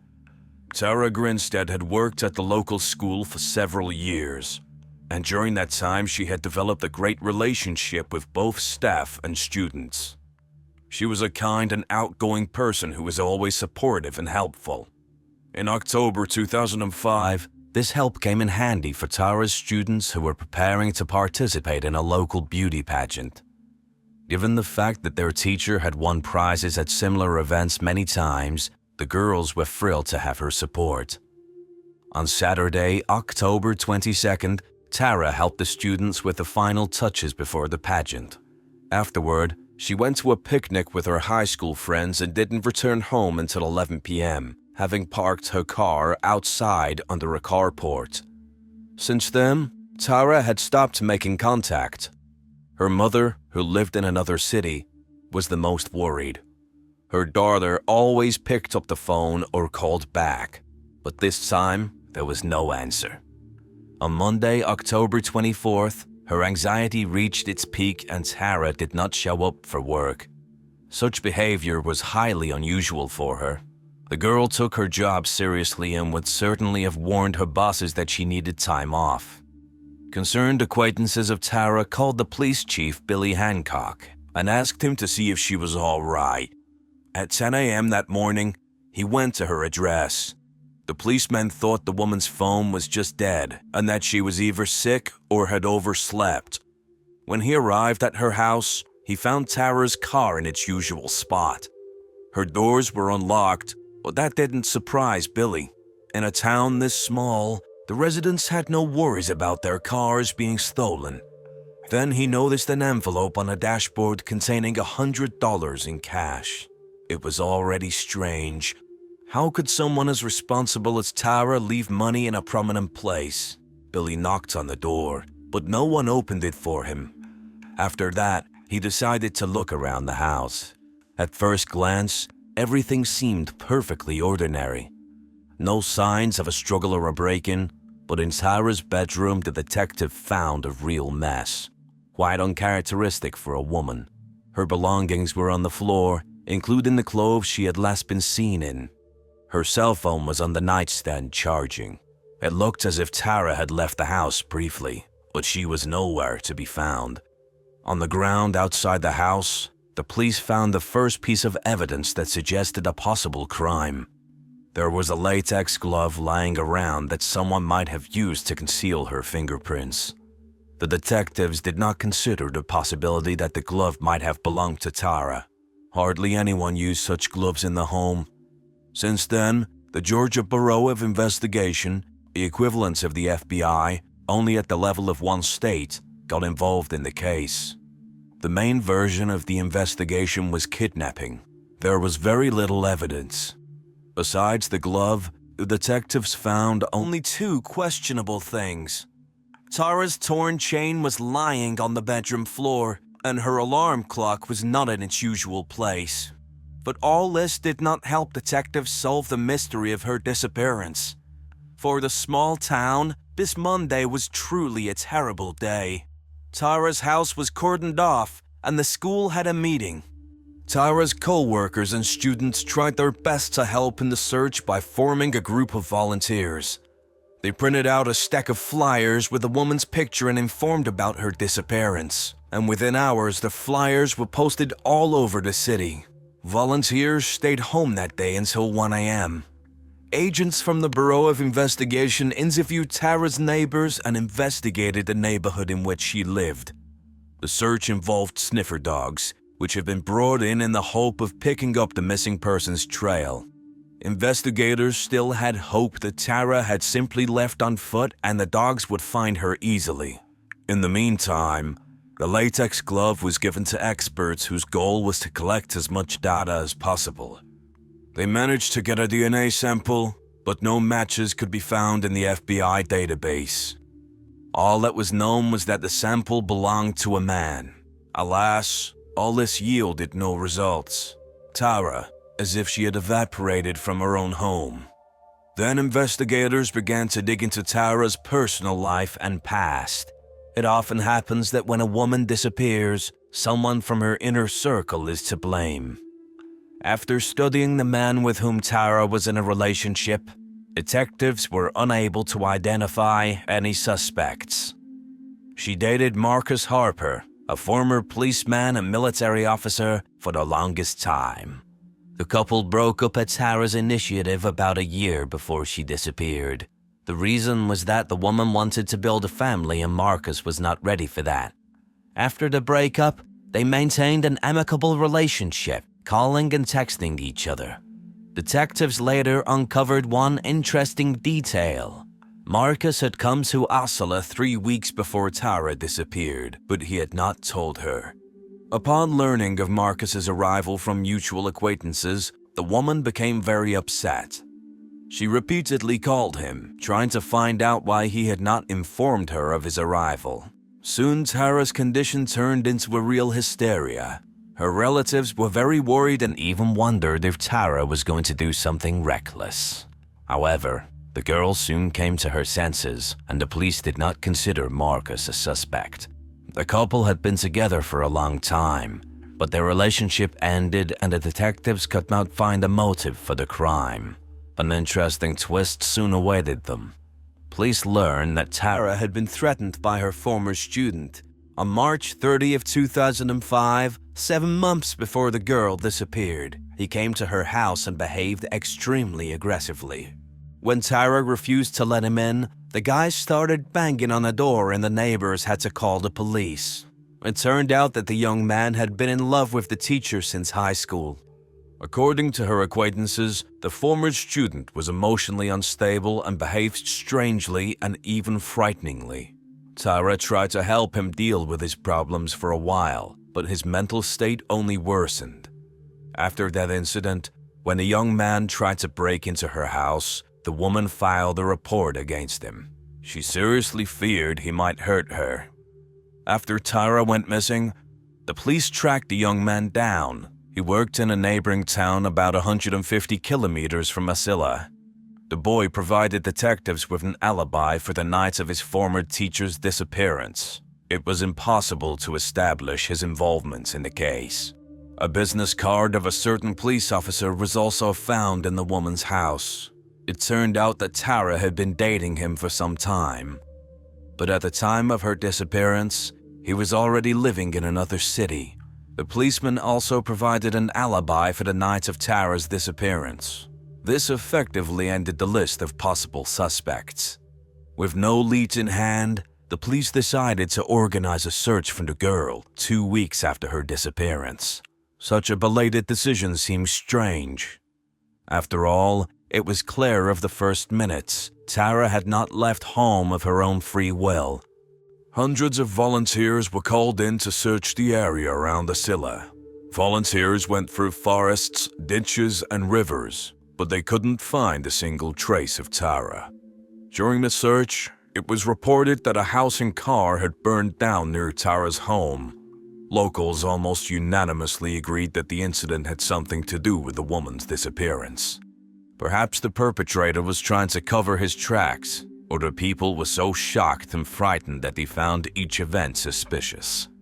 Whatever the case, the search yielded no results, and the police were faced with a grim reality. They simply had no leads left. The next few years brought the police no closer to solving this mystery. It wasn't until 2009 that an event occurred that brought the missing Tara Grinstead back into the spotlight. A user created a YouTube channel and posted an extremely creepy video. A man was sitting in the frame, his face plastered over and his voice altered. In the video, he claimed to be involved in the disappearance of 16 girls, naming them by name. Among them was Tara Grinstead. The unidentified man added that he had hidden the bodies securely and would give clues about the burial site in new videos. Police immediately checked the video and found that all 16 names did indeed belong to the missing women. The FBI was able to track down the author of the video fairly quickly. It turned out to be 27-year-old Andrew Haley. After his arrest, he said that he was just joking. The police could not connect Andrew with any of the 16 missing girls, but he still could not avoid a trial. For perjury and tampering with evidence, the man was sentenced to 2 years of forced labor and 13 years of probation. Momentary hopes of solving this cold case faded, and once again the police were left without a single lead. In December 2010, Tara Grinstead was officially declared dead because there was simply nothing to work with. As the years passed, the townspeople remembered Tara Grinstead's disappearance perfectly. Remembered, but less and less discussed. Talk of Tara remained only behind closed doors. The topic hardly ever came up in everyday life. The town had changed forever. Fear and mistrust permeated the locals for years to come. It wasn't until 2016 that something happened that got people talking openly about Tara again. Atlanta-based journalist Payne Lindsay created his own podcast devoted to mystery cases. And for the first issue, he took on the Tara Grinstead case. The man and his colleague traveled to Wasilla, where they met private investigator Maurice Goodwin. Together, they began working on the case literally from scratch. They had no access to police records, so the only available source of information were the people of the town. At first, they were only able to talk to friends and relatives of Tara. Outsiders avoided talking about the missing girl in every way, but it didn't last long. Lindsay's enthusiasm managed to revive interest in the case, and soon the people of Wasilla were discussing it again. Lindsay and Godwin worked through every possible lead. They considered 3 possible suspects: Tara's ex-boyfriends and the student who tried to break into her house. Along the way, they talked to anyone who might have any useful information.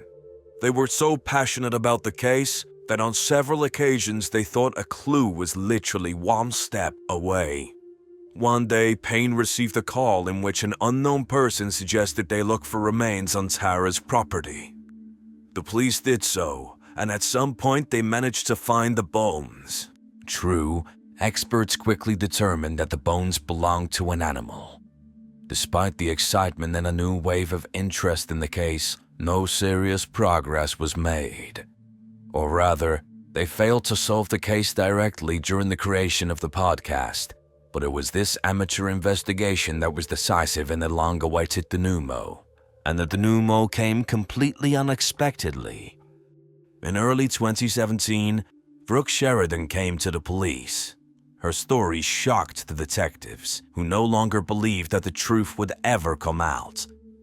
Brooke told investigators that her ex-boyfriend named Bo Dukes once confessed to her. He had helped his friend dispose of Tara Grinstead's body.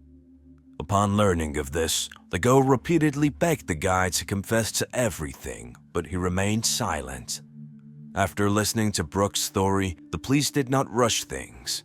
Who knows, maybe this woman just wanted fame and attention, especially when a successful podcast got everyone talking about the case again.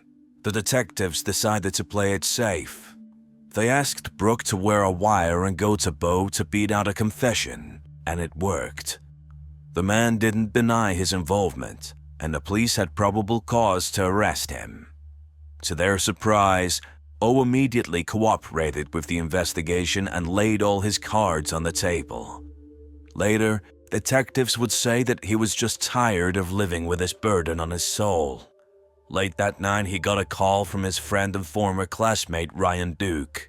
He asked to borrow a truck to help him with something, then added, "I broke into Tara Grinstead's house to steal some money, but something didn't go according to plan and I killed her." According to Ryan's story, after a party with friends, he went for a drive. At this point, he decided to break into someone's house to steal money, and his choice was Tara's house.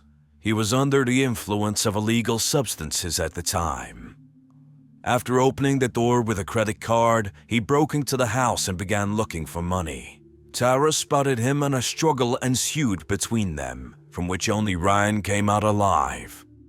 When Bo arrived at Tara's house in a truck, they loaded the woman's body into it and drove her into the woods. The two of them then got rid of the body for several days. This story shocked the residents of Asilla. Jukes and Duke were never considered suspects, for they simply had no motive, nor were there any clues that could link these two to the disappearance of the woman. Despite a full confession, O. Dukes would not testify against himself in court. At the trial, he spoke to Tara's relatives, wept, and apologized for what he had done. Bo spent a long time in the military, was a veteran, and had many decorations, but the court ruled 25 years in prison for helping cover up a crime. Tara Grinstead's murder trial by Ryan Duke was set for April 1st, 2019, but the Georgia Supreme Court postponed the trial on March 28, 2019, after Duke's attorneys said they were unconstitutionally denied funding for experts to testify on Duke's behalf. The trial began on May 9, 2022. At trial, Ryan Duke pleaded not guilty to murder and charged Bo Dukes with murder. On May 20, 2022, a jury found Ryan Duke not guilty of murder, aggravated assault, and burglary, but guilty of concealment of death. At trial, Duke testified that his confessions to the murder was false, telling the jury that he had done it under the influence of drugs and in fear of the real killer, his friend with a similar last name, Dukes. He said Bo Dukes woke him up in the mobile home where they lived together in 2005 and told him he had killed Tara Grinstead, then showed Dukes their teacher's purse and wallet. Although her body was never found, investigators matched Grinstead's DNA to bone fragments found at the location where Ryan Duke testified to investigators that he and Bo Dukes had burned her. On May 23, 2022, Ryan Duke was sentenced by the Rowan County Superior Court to 10 years in prison for concealing the body. The sentence imposed by the judge was the maximum penalty allowed. By the time Ryan Duke was sentenced, he had already served about half of that sentence while awaiting trial. Prosecutors insisted that Duke's confession included details that only the killer knew, such as Duke telling investigators that he called Grinstedt's home from a payphone after running away from home to see if she would answer. When she didn't, he returned and found her dead. Investigators also found Duke's DNA on a latex glove found in Grinstedt's yard. However, his testimony raised enough doubt in a jury's mind that he was acquitted of all charges except concealing her death. Dukes was subpoenaed to testify, but refused to answer the court's questions, citing his Fifth Amendment right against testifying against himself. When the truth about his high-profile case came out, Tara Grinstedt's friends and relatives relieved themselves of the burden of obscurity. Her mother confessed that all these years she had secretly hoped for a miracle that her daughter would return to her alive. Alas, reality turned out to be cruel, senseless, and devoid of any miracles. At least now the whole world knows exactly what happened in that little town back in 2005. Kristen Smart was born February 20th, 1977, in Augsburg, Germany, but moved to the United States with her parents, brother, and sister at an early age. The family settled in Stockton, California. Her parents worked as teachers for the children of U.S. military personnel. After graduating from high school in 1996, Kristen entered California Polytechnic University. In her spare time, she worked as a lifeguard at the recreation center on campus. On May 25, 1996, there was a big birthday party for one of the students at the fraternity house.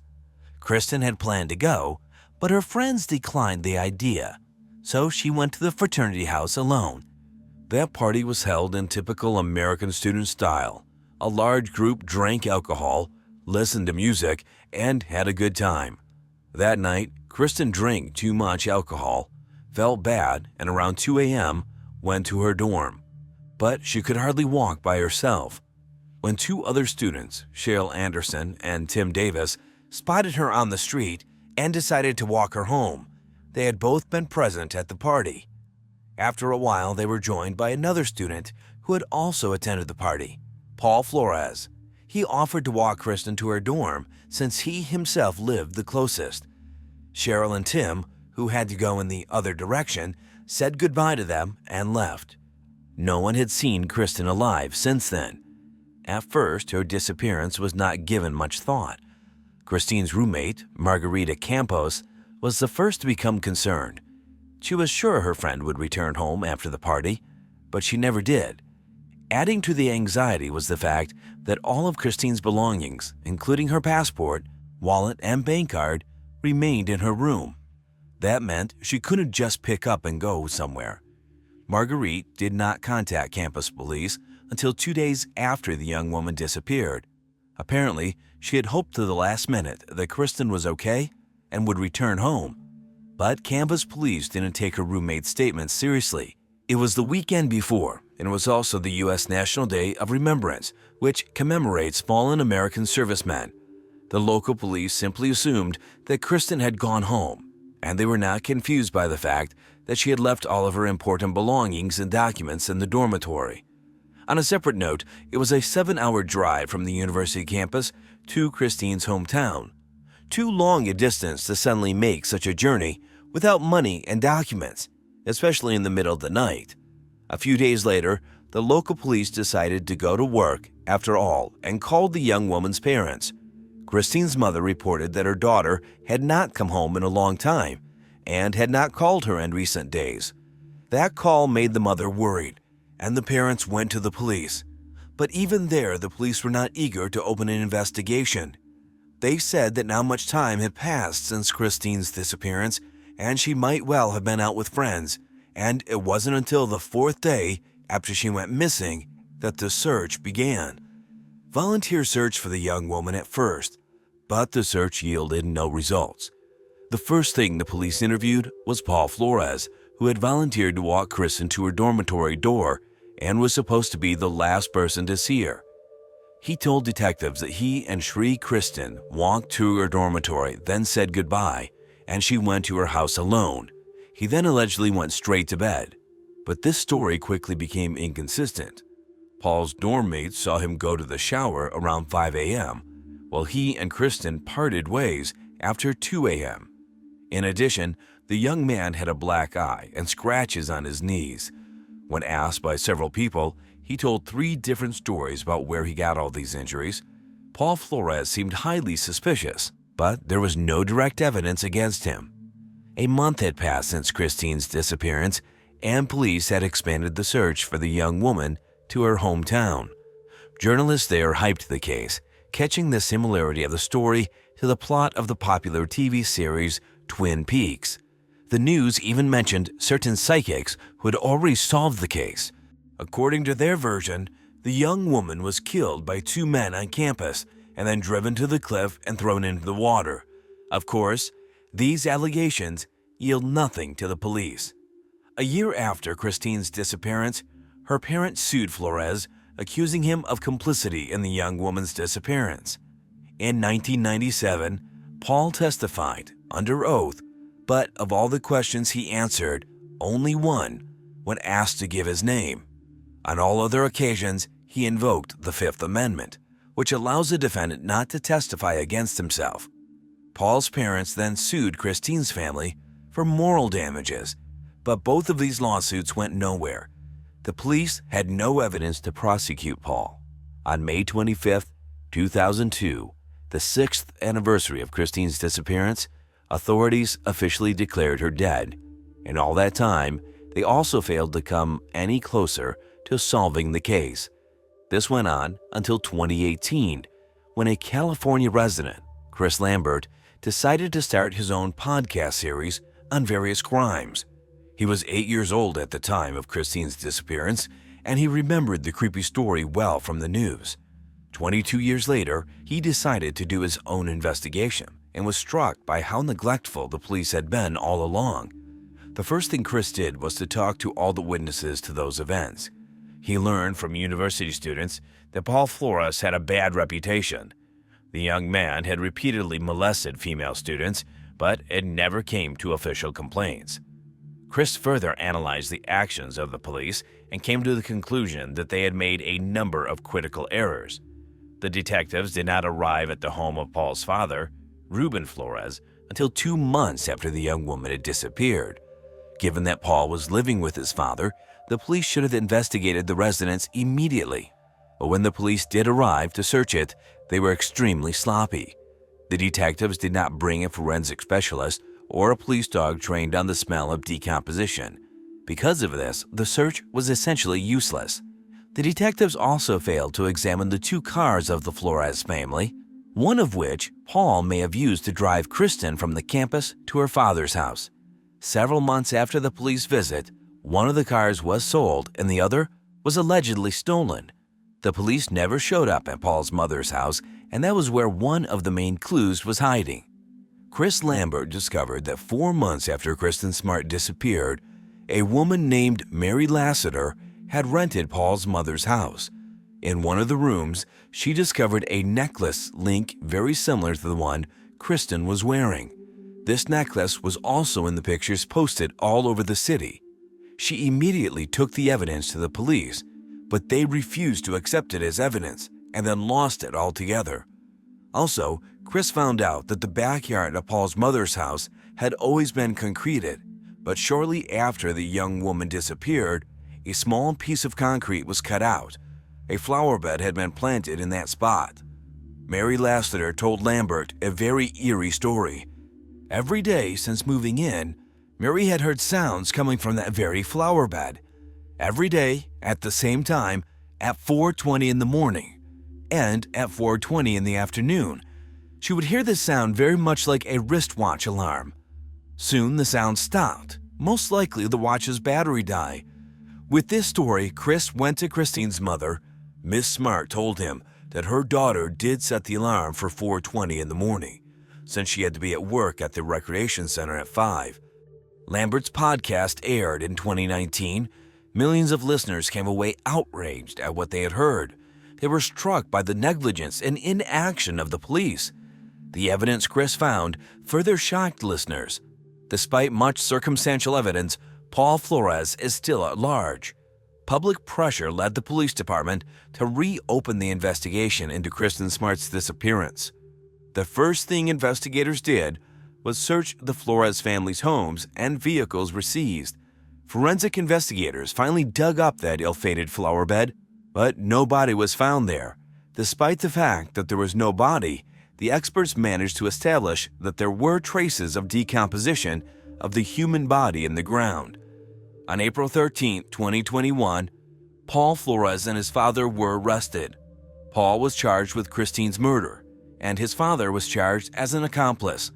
According to the investigation, Paul began molesting the young woman after Tim Davis and Cheryl Anderson left, but was rebuffed. This could explain the injuries on Flores' body. After the fight, Paul could have killed Kristen and then taken her body to his house. Seeing what his son had done, Flores' father decided to help him hide the corpse. Together, they took the young woman to her mother's house and buried her in the backyard, which was later replaced with a flower bed. Sometime later, apparently afraid of police harassment, the suspects dug up the grave and took the remains to an unknown destination. Paul Flores was found guilty of first-degree murder by a Monterey County jury and faces 25 years to life in prison. His father, Ruben Flores, was charged as an accessory to the crime. He faces up to 3 years in prison. Christine's parents issued a proclamation thanking Chris Lambert and all concerned people for their family's grief that even after many years of their daughter's disappearance, this case is finally solved. One thing they wonder is, didn't Flores' mother have any idea her son's crime had been committed? The flower bed that was unexpectedly planted in the backyard didn't raise any suspicions in her mind? Or maybe she had known all along what had happened that night, but out of love for her son, she had chosen to keep quiet. Of course, some questions would remain unanswered, but that didn't matter now. Perhaps one day the young woman's remains will be found, and Kristen Smart will find peace. Stephanie Bennett was born on August 30th, 1979, in the small American town of Rocky Mount, Virginia. When she was little, her parents divorced, and Stephanie stayed with her mother. However, their father lived near their home, and the young woman continued to see him almost every day. Later, her father remarried, and Stephanie gained a stepsister named Diana. After school, Stephanie enrolled in Roanoke College, located 350 kilometers from her home. In her final year, she met a guy named Walter, and they soon started dating. After college, the couple moved to different cities, but they continued to be together. Stephanie moved to the city of Raleigh, North Carolina, with her stepsister Diana and their mutual friend Emily.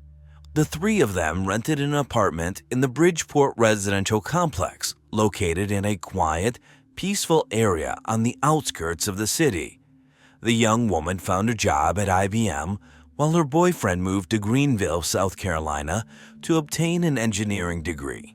Stephanie lived in Raleigh for about a year. By that time, she and her sister and friend were planning to move to different cities. The young woman, who was only 23 at the time, was planning to move to Greenville to be with her boyfriend, and the couple had already begun looking for a place to rent. In May, Stephanie went to Greenville, where she and Walter looked at several apartments and chose a suitable option for rent. When she returned to Raleigh, her friends and sister were no longer in the apartment. Emily had moved to another city, and Diana had gone away for a few days to attend a funeral. On the evening of May 20th, Stephanie came home from work and spoke to Walter on the phone. Her boyfriend was planning to send her a rental agreement via fax for her to sign. They agreed that he would send it the next day when she could use her work computer. The following day, Walter tried to reach her, but Stephanie didn't answer either her work or home phone. He then called her sister Diana, who contacted Stephanie's colleagues. It turned out that Stephanie didn't show up to work that day, which was very unusual. Stephanie was always responsible and would have informed her boss if she was sick. Moreover, if she was at home sick, she would have answered the phone. Diana asked her friend to go to their apartment and check if everything was okay.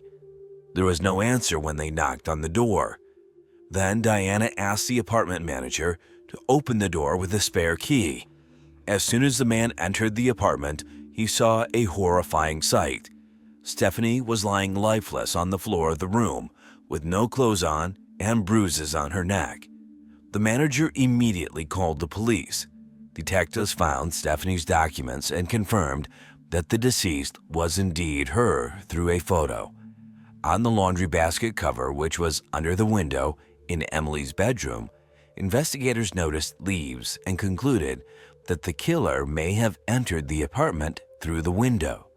They also discovered that the home phone was in the closet in Emily's room and the cable was cut. Apparently, the perpetrator was hiding there and took the phone with him so Stephanie couldn't use it. After speaking with Diana, the police determined that several items were missing from the apartment. The perpetrator took $8 from Stephanie's wallet, 2 tape recorders, and the laundry basket from Stephanie's room. It seemed that he had put the stolen items inside the basket. Experts found semen on the victim's body and extracted a DNA sample, but it wasn't in the FBI database. They also determined that the cause of death was strangulation. Interestingly, the perpetrator took the object he used to kill the victim with, as the police were unable to find it in the apartment. Meanwhile, investigators interviewed all the residents of the complex, hoping someone might have seen the killer. During these conversations, the police learned that something strange had been happening in the residential complex for several months. People regularly noticed someone peeping at them through the windows of their apartments. They complained to the manager, but the management of the complex could not find the person. Interestingly, at least once this person was seen at Stephanie's window. In addition, several months ago, an unknown man near the lake near the complex assaulted a young woman who went for a run. After this incident, Stephanie was afraid to stay alone in this apartment and wanted to move to Greenville as soon as possible. Detectives studied the area around the complex and discovered something strange. In the bushes, they found dozens of pieces of women's underwear, which, as later turned out, belonged to Stephanie. The police thought the killer took them out of the apartment, but then, for some reason, threw them in the bushes. However, soon this version was refuted. It turned out that a teenager living in the neighboring apartment regularly sneaked into Stephanie's room and stole her underwear, after which he threw it into the bushes. He admitted this when investigators questioned all the residents, but he denied his involvement in the murder. His DNA sample was taken, and it did not match the sample obtained from the killer's semen. For this reason, he was no longer suspected of the crime. The police believe that the most obvious candidate for the role of the killer was the same man who repeatedly peeped at the female residents of the complex through the windows. After talking to everyone who had ever noticed this person, the detectives compiled an approximate portrait. It was published in newspapers, but it did not yield any results. As part of the standard procedure, investigators checked the victim's boyfriend. He voluntarily gave his DNA, which did not match the killer's sample. In addition, at the time of the murder, Walter was hundreds of kilometers away from her home and physically could not have been there. After that, the police went to all the male residents of the complex, asking them to voluntarily give their DNA. This also did not yield any results. The experts did not find a single match among the 283 samples obtained. At this point, they did not have any serious leads. Detectives organized surveillance of the residential complex, hoping to catch the man who was spying on the residents. To their surprise, they quickly succeeded. On June 3rd, the police noticed a man who approached several windows on the ground floor and peered into the apartments. Stopping at one of the windows, this person began to satisfy himself, and the police immediately arrested him. This pervert turned out to be Christopher Lee Campen, who had been caught spying several times before and had been convicted of stalking a woman 3 years earlier.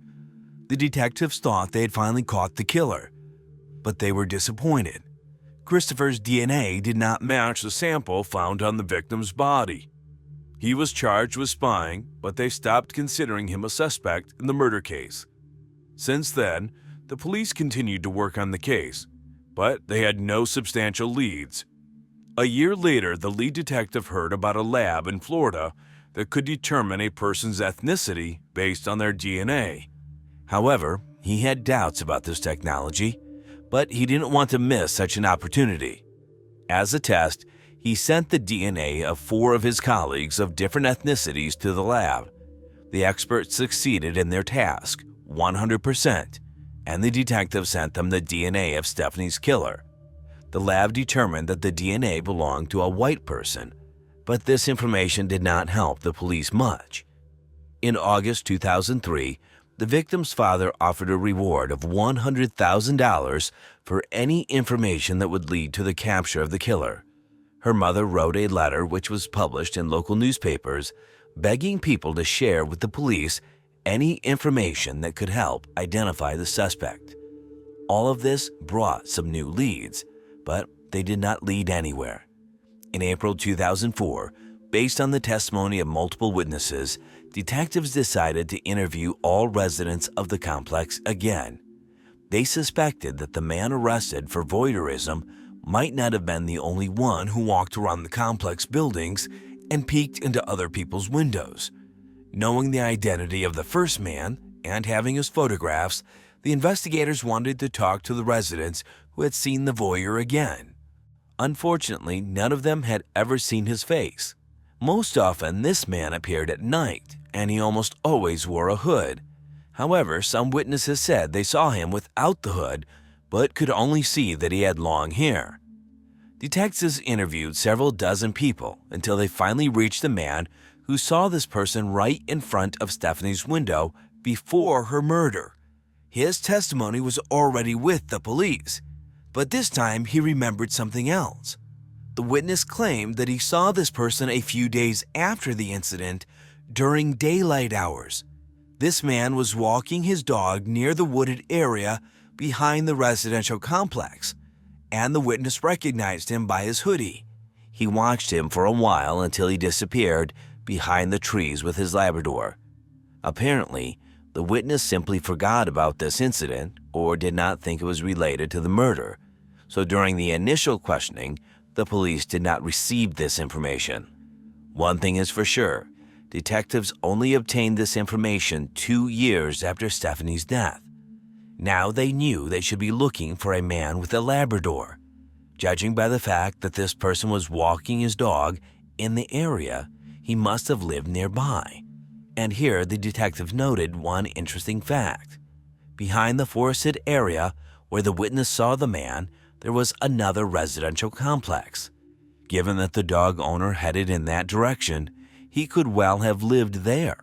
The police went there and asked the staff if there was a man with a Labrador among the complex residents.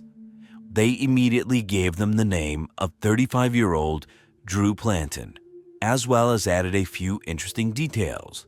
All the complex employees considered him somewhat strange.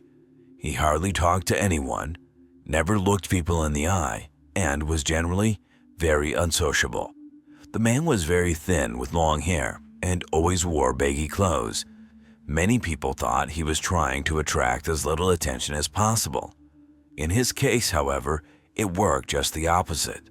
The police decided to find out more about this person and talk to an elderly resident who, according to the staff, kept an eye on everything happening in the complex. And here, they were in for a very unexpected turn. When they told her they were investigating the murder of Stephanie Bennett, the woman replied, "Haven't you arrested anyone yet? Everyone knows it was that guy with the big dog." The detectives were, to say the least, shocked. It took them 2 years to get to this person, and the residents of his complex initially suspected this man, but none of them deemed it necessary to share their suspicions with the police. It turned out that Drew had moved out of that complex and settled on the other side of town. The investigators decided to talk to him and came to his apartment, but no one responded to their knock on the door. They came there several more times at different times of the day and never received an answer. Either the man was never home or he intentionally did not open the door for them. While they tried to locate Drew, the police questioned his former neighbors at his old place of residence. They managed to find several witnesses who shared troubling facts. A woman living on the floor above had seen Drew in the company of a young boy a few days after Stephanie's murder. They were walking down the street and talking about something. According to the witness, Drew asked the boy to stop contacting the police and not to tell them anything. The investigators immediately concluded that the young man in question was the same teenager who had stolen underwear from the victim's apartment. Several women had reported being genuinely afraid of Drew, having spotted him during their runs or walks in secluded areas. The man would either closely observe them or even follow them. Detectives who had been unable to speak with Drew found his place of work and headed there. He was a chemist at a fertilizer production laboratory, and the investigators managed to catch him at his workplace. He immediately stated that he had not heard of Stephanie Bennett's murder, which was strange considering that he lived just a kilometer away from her complex at the time. The man clearly had no desire to talk to the police and told them he was very busy at the moment. Drew told the investigators that they could come to his home at an appointed time, and he would answer all their questions. The detectives met him at his apartment, and the man finally opened the door to them. During the conversation, he stated that he had never walked his dog near Stephanie's complex. However, given that the police had many witnesses who had repeatedly seen him in that area, the investigators immediately understood that he was lying. The man also claimed that he did not wear glasses, even though his driver's license indicated that he was required to wear them while driving, and several witnesses had reported that the man who was peeping into the windows of other apartments wore glasses. As expected, Drew refused to voluntarily provide a DNA sample. The detectives then decided to conduct surveillance on him, hoping to obtain a sample in a different way. However, this proved to be a very difficult task since the man did not leave behind any items that could be sent to the laboratory. For example, during lunch breaks, he would leave work, sit in his car, and just stare at one point. The man did not eat anything, so the investigators could not obtain any objects with his DNA. Once they noticed Drew throwing an empty water bottle into a garbage bin. Detectives took it and sent it to the laboratory, but experts were unable to extract a DNA sample from it. According to one version, Drew took someone else's bottle and purposely threw it on the street, knowing that he was being watched. After that, the police decided to obtain his garbage, but here too they were unsuccessful. For several days they never saw Drew take it out. Interestingly, the man's neighbors also could not remember ever seeing him with the trash bag. Next, investigators asked Drew's boss for help. The woman agreed to help them obtain any item from his workplace that might contain Drew's DNA. She watched him for several days, but was unable to get a hold of any item. Drew rarely ate at work, never threw anything away, and she couldn't find a single hair on his desk, which seemed strange given that the man had fairly long hair. Investigators were already convinced that Drew was intentionally covering up all traces to prevent them from obtaining his DNA. One day, the boss saw him tying his hair back with a rubber band and then bending down to pick up all the hairs that fell in the process. After that, the woman decided to invite him for a lunch break at a cafe to supposedly discuss some work matters. But even there, the man was extremely cautious. He mostly ate with his hands, put all the used napkins in his pocket, and even took the straw and cup with his drink. For dessert, they ordered banana pudding, and Drew finally used a fork, but then wiped it with a damp napkin for 15 minutes, ruling out any possibility of obtaining a DNA sample from the utensil. Despite this, the investigators still took the fork and sent it to the laboratory. The experts were able to find tiny traces of DNA, which showed a partial match with the DNA of Stephanie's killer. However, the result was too imprecise, as more biological material was needed for a full comparison. In the end, the detectives obtained a warrant to search Drew's workplace. They hoped to find some item containing his DNA. The investigators were afraid that the man might escape if he found out about the search, so they decided to conduct it in the evening. Among the suspect's belongings, they found gloves that he had to wear when working with chemicals. The detectives understood that his DNA might be inside, so they took them and left another pair in their place. They still feared that Drew might try to run, so they kept him under surveillance for several days until the laboratory confirmed that the gloves did, in fact, contain his DNA. On October 18, 2005, police quietly surrounded the laboratory where a man worked and waited for him to come out. Investigators feared that if they tried to arrest him inside the building, he might take one of his colleagues hostage or attack them. Their concerns were not unfounded. When the man emerged from the building, he was immediately apprehended. He was found to have a loaded pistol on him and apparently knew that the police were just steps away from catching him and had no plans to surrender easily. During a 6-hour interrogation, the man, Drew, remained silent and refused food, water, and hardly moved.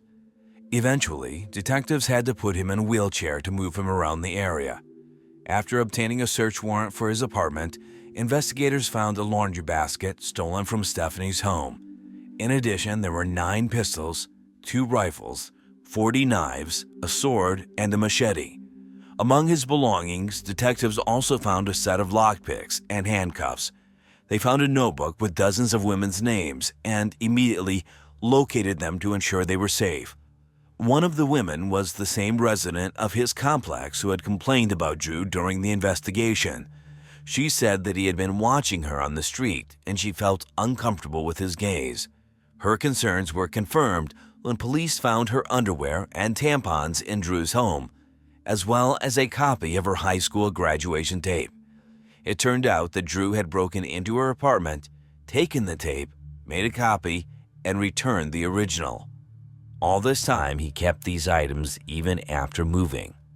In his apartment, they also found a check in the name of a woman who was killed in 1999. Investigators learned that at the time, Drew lived in her city and, moreover, the woman was shot with a fairly rare caliber gun. But exactly such a weapon was found in the man's collection during the search. Thus, Drew became a suspect in this case. But first, he had to stand trial for the murder of Stephanie. A month after his arrest, the prosecution officially announced that they would seek the death penalty. The trial was supposed to begin the following year, and Drew spent that time in solitary confinement. But the trial never happened. On January 1, 2006, a man was found dead in the same cell. Despite all precautions taken, he managed to end his life. Investigators had no doubt that Drew had killed Stephanie Bennett, but after a search of his house, the inevitable question arose: how many other victims could this person have had? At the very least, he was highly likely to have been responsible for the woman's murder in 1999, but detectives were practically certain that Drew could have been involved in other crimes. After carefully studying his biography, the police discovered several interesting facts. Drew grew up in a complete family with 3 brothers. Their father constantly humiliated and beat the children until the mother fled with them to another state. As a result, Drew became a very withdrawn teenager, and this only intensified in the future. Despite this, he received a good education and got a decent job as a chemist. His colleagues said he was very smart, but his social skills were practically non-existent. He had no friends, he didn't talk to anyone at work, and always tried to keep as far away from the team as possible. Interestingly, Drew's own brother also had a criminal record.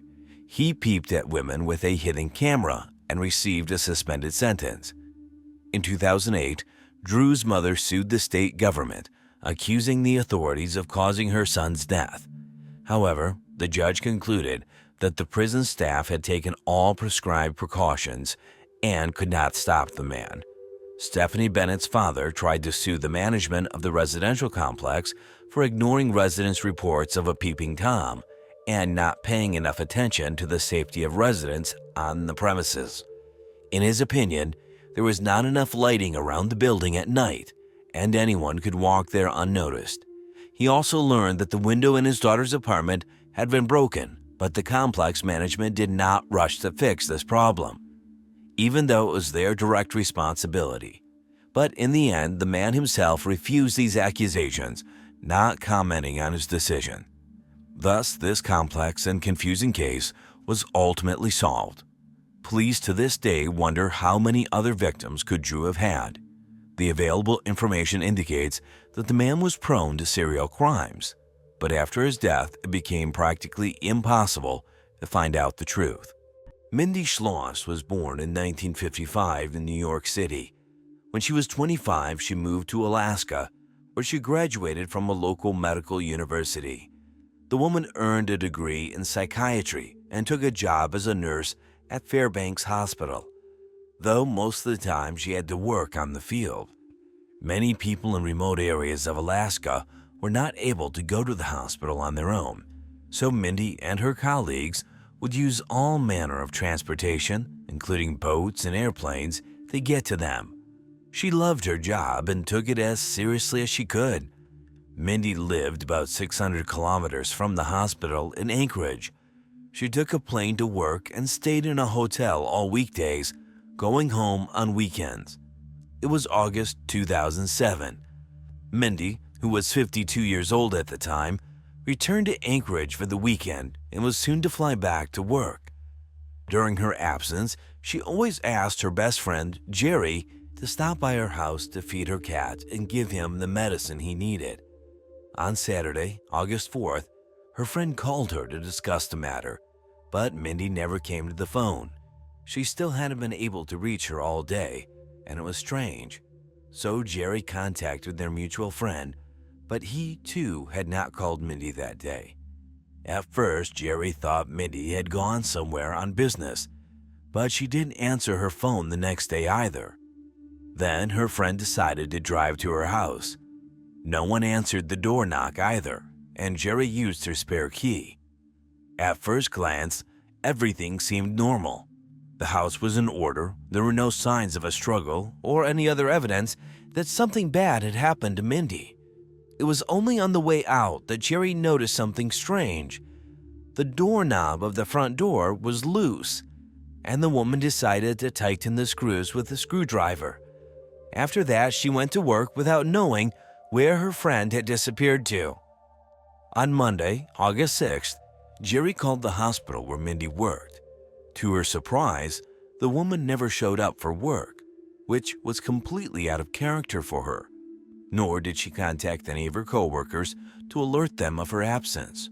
All this indicated that something might have happened to the woman, and Jerry decided to contact the police. The police department took a missing persons report, and Jerry and the detective went to Mindy's house again. No sign of a break-in was found. There was also nothing of value missing from the house. This ruled out the possibility that a burglar had broken into the woman's home. What's more, Mindy had some medications in her home that were only available with a doctor's prescription. Any burglar would most likely have taken them since they were in demand among people with drug addictions. Upon entering the garage, they discovered that Mindy's car was missing. It was also very strange. The woman always took a cab to the airport and only used her car to get around town. The police concluded that something really bad had happened to the woman. A forensic team examined the house, trying to find any clues, but it was inconclusive. At the time, the kidnapping theory was unlikely. The police thought Mindy might have probably had an accident. She often went to the countryside, and the terrain in those parts was quite dangerous. People could have fallen prey to wild animals or just accidentally fallen off a cliff. But this theory did not bring the police any closer to solving the case, and they decided to begin a search for suspects who, in theory, could have been involved in her disappearance. The first thing they did was check on Bob, Mindy and Jerry's mutual friend. The man was eager to cooperate with the investigation, and the detectives quickly determined that on the day of the woman's disappearance, he was at work, many miles away from her home. As to the exact time of Mindy's disappearance, the police had no clear answer. The woman had not been in touch since Saturday. After examining her computer, experts determined that the last time she used it was at 1:30 a.m. that same day. With no solid leads, police decided to enlist the help of the public. They posted flyers around town with information about the missing woman and distributed the information to local TV stations. The same day, they began receiving calls from witnesses, but most of the leads led nowhere. People reported seeing Mindy in various places and even in other states. None of these leads were ever helpful. Meanwhile, Bob and his coworkers decided to comb the area where Mindy might have gone. She had been out in the countryside quite often for berries or just out for a walk. Unfortunately, the search also yielded no results. The detectives decided to go a different route and contacted the bank the woman used. They asked them to check to see if there had been any activity on her cards in recent days, and this is where a serious lead finally awaited them. Early Sunday morning, the day after Mindy went missing, someone had withdrawn $500 from her debit card, the maximum amount available for withdrawing in a 24-hour period. Police immediately obtained the ATM camera footage from the bank, and they got a disturbing sighting. It turned out that the money had been withdrawn by an unknown man. His face was covered by a bandana, so they could not identify him. He pulled down the bandana only after his face was out of the camera's field of view. As a result, the police had no choice but to wait until the man tried to use someone else's card again. Meanwhile, the detectives received another tip. They learned from Mindy's coworkers that the woman was planning to renovate her home and had hired workers. At some point, she had a conflict with their supervisor over the cost of the work. Mindy later admitted to her coworkers that she was afraid of him because he acted strangely during visits to her home. The police checked on the man, but he turned out to have an alibi for the day the woman disappeared. They also questioned another worker who came to her house on Friday around 7 p.m. The man was also uninvolved, and he couldn't remember anything suspicious that night.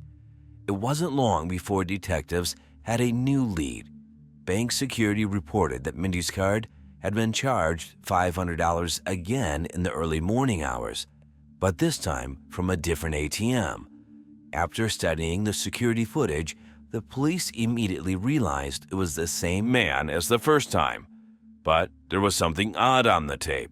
The man withdrew the money and left, but returned to the ATM a few seconds later. He walked around it for a while, pushing buttons, and eventually left again.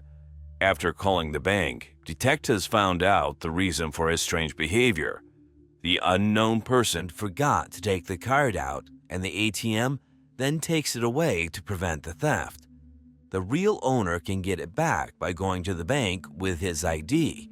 Of course, this was not an option for the criminal, so he lost access to Mindy's account forever.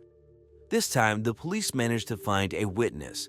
He drove up to the very same ATM when an unidentified man came out of there. According to the witness, he got on his bicycle and rode away. It was a significant lead since most people were traveling by car or on foot. But all that information was still not enough to get any closer to a clue, and detectives decided to interview everyone in the Mindy area. They asked people to recall any oddity or to point them to neighbors who were suspicious. To their surprise, many residents named one particular house right near Mindy's house. According to them, parties were constantly held there. The residents were always making noise and disturbing the peace. The detectives went there and found out that quite a number of people were living there. But they weren't willing to talk to the police. The detectives then went to a woman who lived directly across the street from the house. She said she did not see anything suspicious, but her demeanor showed that she was very nervous. The next day, the woman called the police station and asked the detectives to meet, but not at her house. They met at another location, and the woman shared a creepy story. Shortly before the detectives' first visit, a man who lived across the street had stopped by to see her. He said police were walking around the neighborhood and asked the woman not to tell them he lived here. When asked why, he said he was on parole and did not want the police to know his location. At night, the woman heard someone walking on the porch of her house. She looked out the window and saw that it was the same man. He stomped around, looked in several windows, and left. The woman was greatly frightened and decided to tell the police about it. Detectives learned his name was Josh Wade, who was 27 years old at the time. After running him through the database, they found out that the guy had been convicted of murder 7 years earlier. At the time, he was accused of beating a woman to death, but a jury acquitted him. As a result, Josh was accused of tampering with evidence and sentenced to 6.5 years in prison. After spending 3 years behind bars, he was released early. Detectives immediately identified him as a prime suspect. After talking to his housemates, they found out that Josh didn't have a car and that he got around mainly by bicycle. But there was just one problem. When police began looking for him, the man had disappeared without a trace. On Thursday, August 9th, police suddenly had another lead. A local trucker called them and said he had spotted Mindy's car in a parking lot near the airport. He had seen its picture in the newspapers and immediately recognized the car. Detectives arrived on the scene and confirmed that the car was indeed Mindy's. They also noticed that a surveillance camera was pointed at the parking lot from a nearby building and requested a recording. It showed a man driving this car into the parking lot at 12:30 p.m. on August 4th. Getting out and wiping down the door handle, apparently he was wiping off his fingerprints. Unfortunately, the quality of the recording did not allow his face to be seen. CSI examined the car for prints or traces of DNA and were able to recover some samples. However, it took time to study them, and there was no guarantee they would be useful in the case. On the passenger seat was Mindy's purse, which could indicate that the woman had been in the car with the perpetrator, alive or dead. Not getting the results they wanted from using modern analysis tools, the detectives decided to use search dogs. Few believed this idea would succeed since it had been a week since Mindy had disappeared, but for lack of other options, they still turned to film dogs. The service dog was taken to the ATMs from which the unknown man had withdrawn money, as well as Mindy's car. The dog picked up the trail and headed down the street toward the woman's house, located 3 blocks from that location. After sniffing the front door, she went straight to the very house where Josh Wayne had previously lived. The detectives, who until recently had not believed in the search dog idea, were shocked. The service dog directly pointed them to the fact that Josh was in Mindy's car, near her house, and near those ATMs. The next day, the police repeated the experiment with another search dog. The result was the same. The dogs walked the entire distance and stopped at Josh's house. Though it was not an unqualified piece of evidence that would work in court, the detectives decided not to waste their time and obtained a warrant for the suspect's arrest. They went to his house, but the man hadn't been there in days. After searching the building, they found the same jacket that the unidentified man had been wearing on the cameras near the ATMs, and in the pocket was a cash withdrawal slip from Mindy's card. Next, they discovered a woman's gold watch and immediately showed it to Jerry. The woman confirmed that the watch belonged to Mindy. The experts were able to compare the DNA samples found on the steering wheel of Mindy's car with samples from items from his home, and they matched. This indicated that Josh had been in the missing woman's car. This evidence was already much more serious, and the police were focused on catching the suspect. Leaflets with his name were posted all over the city, and they even rented several billboards. According to detectives, it was one of the largest manhunt operations in Alaskan history. Virtually every law enforcement officer was working on the matter, and locals reported any suspicious evidence. At one point, police released ATM camera photos and were approached almost immediately by a woman named Lisa. She said she had met Josh before and was sure he was the one in the photo. The important thing here is that the police did not name the main suspect, but what followed was the turning point in the case. Another acquaintance of Josh's came to the police with a confession. For the past week, she had been helping him get around town by transporting him in her car. One day, he left his backpack in the back seat, and the young woman and her mother looked inside. There they found several more ATM receipts, as well as a phone. In the gallery, they found a photo in which Josh was supposedly holding a gun in his hand. For the police, this information only added to the alarm. Detectives already feared that the suspect might attack someone else while they were looking for him, and thanks to his phone, they found out that he was also armed. The cops tried to convince his girlfriend to help them catch Josh. They wanted the young woman to take a tape recorder with her and go to meet him, where they would try to get him to talk about what he had done to Mindy. But the young woman was too scared and refused. Soon, however, she had to participate against her own will. On September 2nd, Josh came to her house and, in an aggressive manner, began demanding her backpack. Given that the young woman gave it to the police, she had to come up with an excuse on the fly. Realizing she didn't have the backpack, Josh asked her to take him somewhere, far away from here to hide from the police. But the young woman refused. Instead, she offered to let him stay at her house, but Josh suspected something was wrong and left.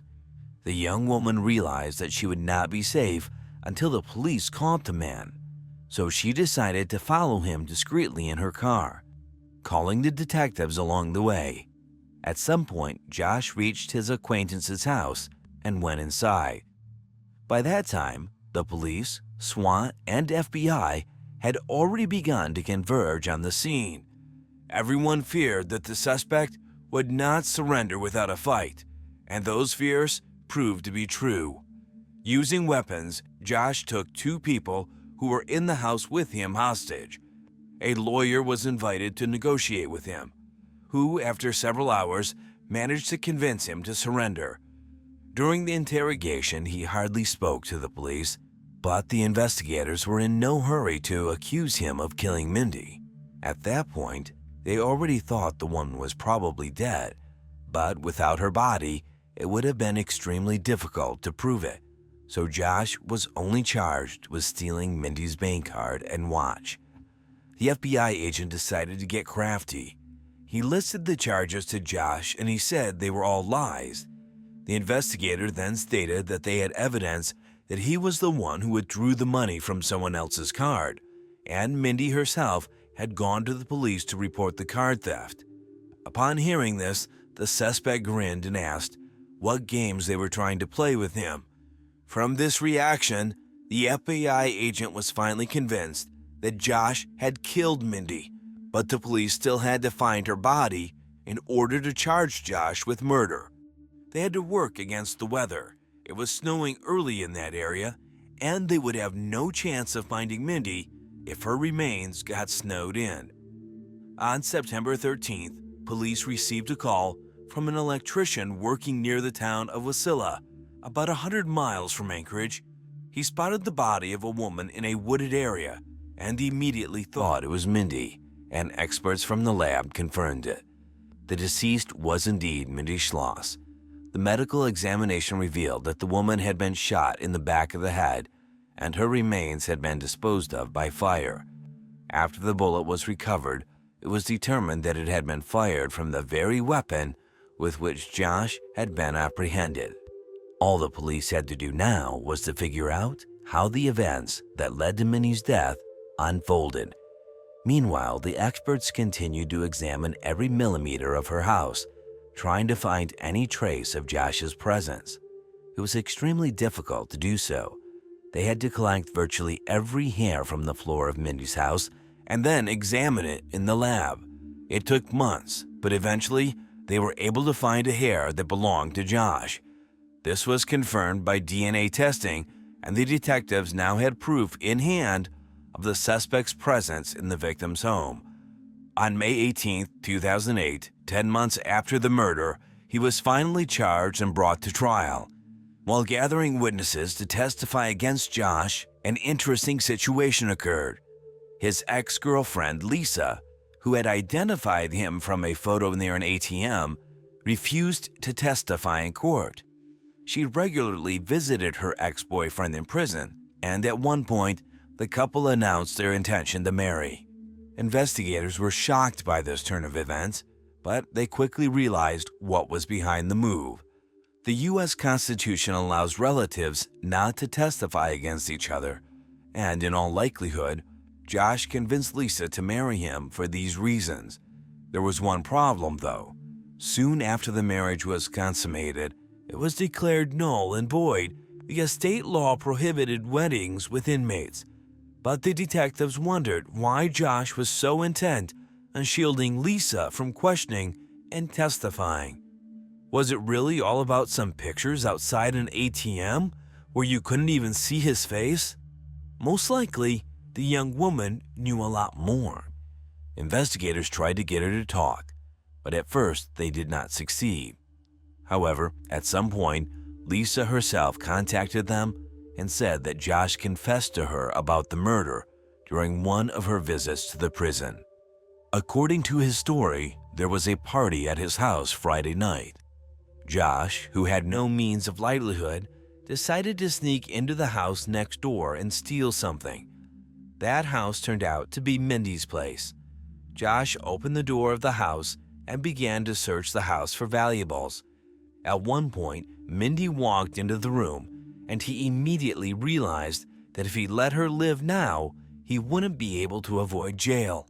He didn't want to go there again, so he grabbed the woman, took her to the bathroom, and tied her hands. The perpetrator then went to his house to get a gun, taking some handy things to kidnap her with. Before returning to Mindy's house, he put bags of her legs and secured them with duct tape so as not to leave any trace. He then took the woman to the garage, put her in his own car, and drove out of town. After an hour of driving, he stopped in a wooded area and drove Mindy away from the road, where he killed her.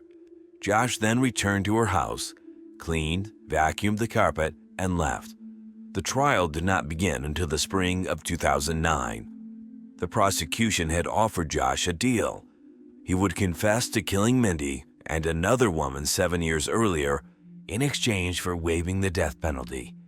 This way, the authorities hoped to close two high-profile cases at once, and Josh agreed.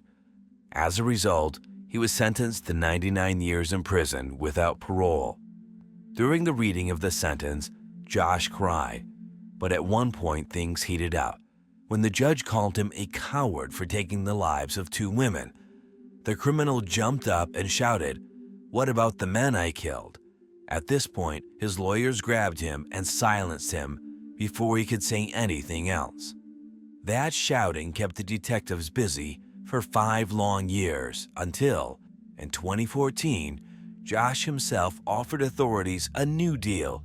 He agreed to confess to the murders of 3 men if he was transferred from a local prison to a federal prison.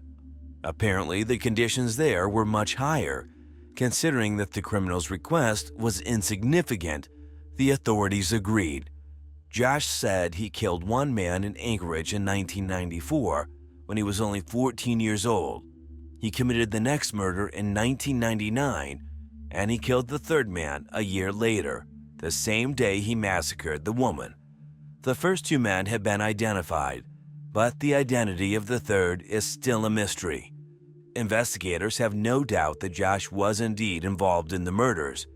They are more concerned about another question: whether there are no other crimes under his belt. about which he is silent. In any case, the police have managed to permanently isolate him from society and prevent other murders that would surely have followed. Share your opinion on this story in the comments, and don't forget to like it if you liked the video. Thanks for watching. Helen McCourt was born on July 29, 1965, in the English town of Bootle. Soon she had a younger brother, and from an early age, the girl helped take care of him. Later, their parents divorced, her mother married another man, and they, along with Helen and her brother, moved to a small village called Billing. Located near the city, it was a quiet, peaceful place where not a single serious crime could occur for decades. The locals knew each other well and were not afraid that something bad could happen in their village. Helen grew up in this peaceful environment, had many friends, and was an exemplary daughter. After graduating from school, she got a job at an insurance company located in Liverpool. The young woman stayed in Billing, so she had to get to the office by train and bus. On February 9, 1988, when Helen was 22 years old, she went to work as usual. She had agreed to have lunch with her mother that day since her mother worked just a few streets away from her. However, the weather suddenly turned bad that day with strong winds and rain, so they decided to postpone their lunch. Her mother came home significantly earlier, and Helen called her towards the end of her shift. She told her mother that she had planned to go on a date that evening and asked her to heat up dinner for her arrival so that she could wash her hair. Usually, Helen returned home just after 5 p.m., but that day she was clearly delayed, and her mother began to worry. However, soon after, the news reported that a fallen tree on one of the railroad lines, due to the bad weather, had temporarily paralyzed the train service. By 7 p.m., her mother began to worry again and decided to call the railroad service. She explained the situation, but the operator stated that the fallen tree had blocked another road, and it did not affect the train schedules that Helen would have taken. At that moment, the woman began to seriously consider that something had happened to her daughter. Firstly, Helen almost always returned home from work on time. Secondly, she would always call home and inform them if she planned to stay out late. Although there were no mobile phones back then, Helen could have made a call from work or any telephone booth, which were found almost on every corner. The mother thought that Helen might have been in trouble due to the bad weather. For example, she might have fallen due to the heavy rain and wind and hurt herself. The woman and her son then started calling local hospitals in all nearby towns, but no one resembling Helen had been admitted. The mother also considered the possibility that her daughter might have stayed late at work and called the office, but they told her that Helen had left several hours ago. None of her friends knew where she was either. Afterwards, Helen's mother, stepfather, and boyfriend decided to go on a search. They walked along the road that Helen used to take home from work. Helen always took the same route, taking a train from Liverpool to the small town of St. Helens and then taking a bus to Billing. However, they were unable to find her, so the family decided to contact the police. They first notified officers in Liverpool and the surrounding areas, distributing descriptions of the missing young woman, but no one was able to find her. The next morning, when Helen had still not returned home or contacted anyone, the police decided to retrace her steps and reconstruct the timeline of events from the previous evening. They wanted to understand at what point along her journey from work to home she went missing. To do this, investigators appealed to the public for witnesses. They also spoke with Helen's colleagues, employees at the train station, and bus company. As a result, they came to an unexpected conclusion. They were able to confirm that on the night of her disappearance, she not only took a train, but also a bus to her village.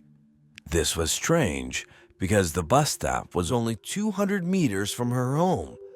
Detectives began to suspect that she might have been abducted because if it was an accident, she would have been discovered by now.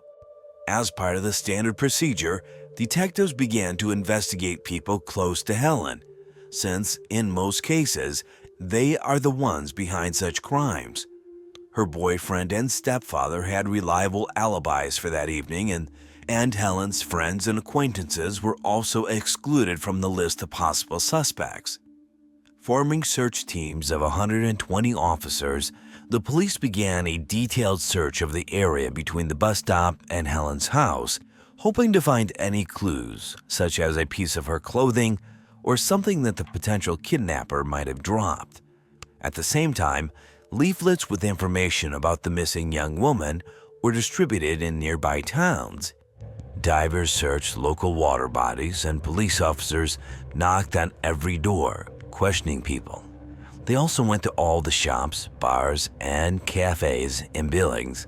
After talking to the staff at a bar called George and Dragon, they got their first lead.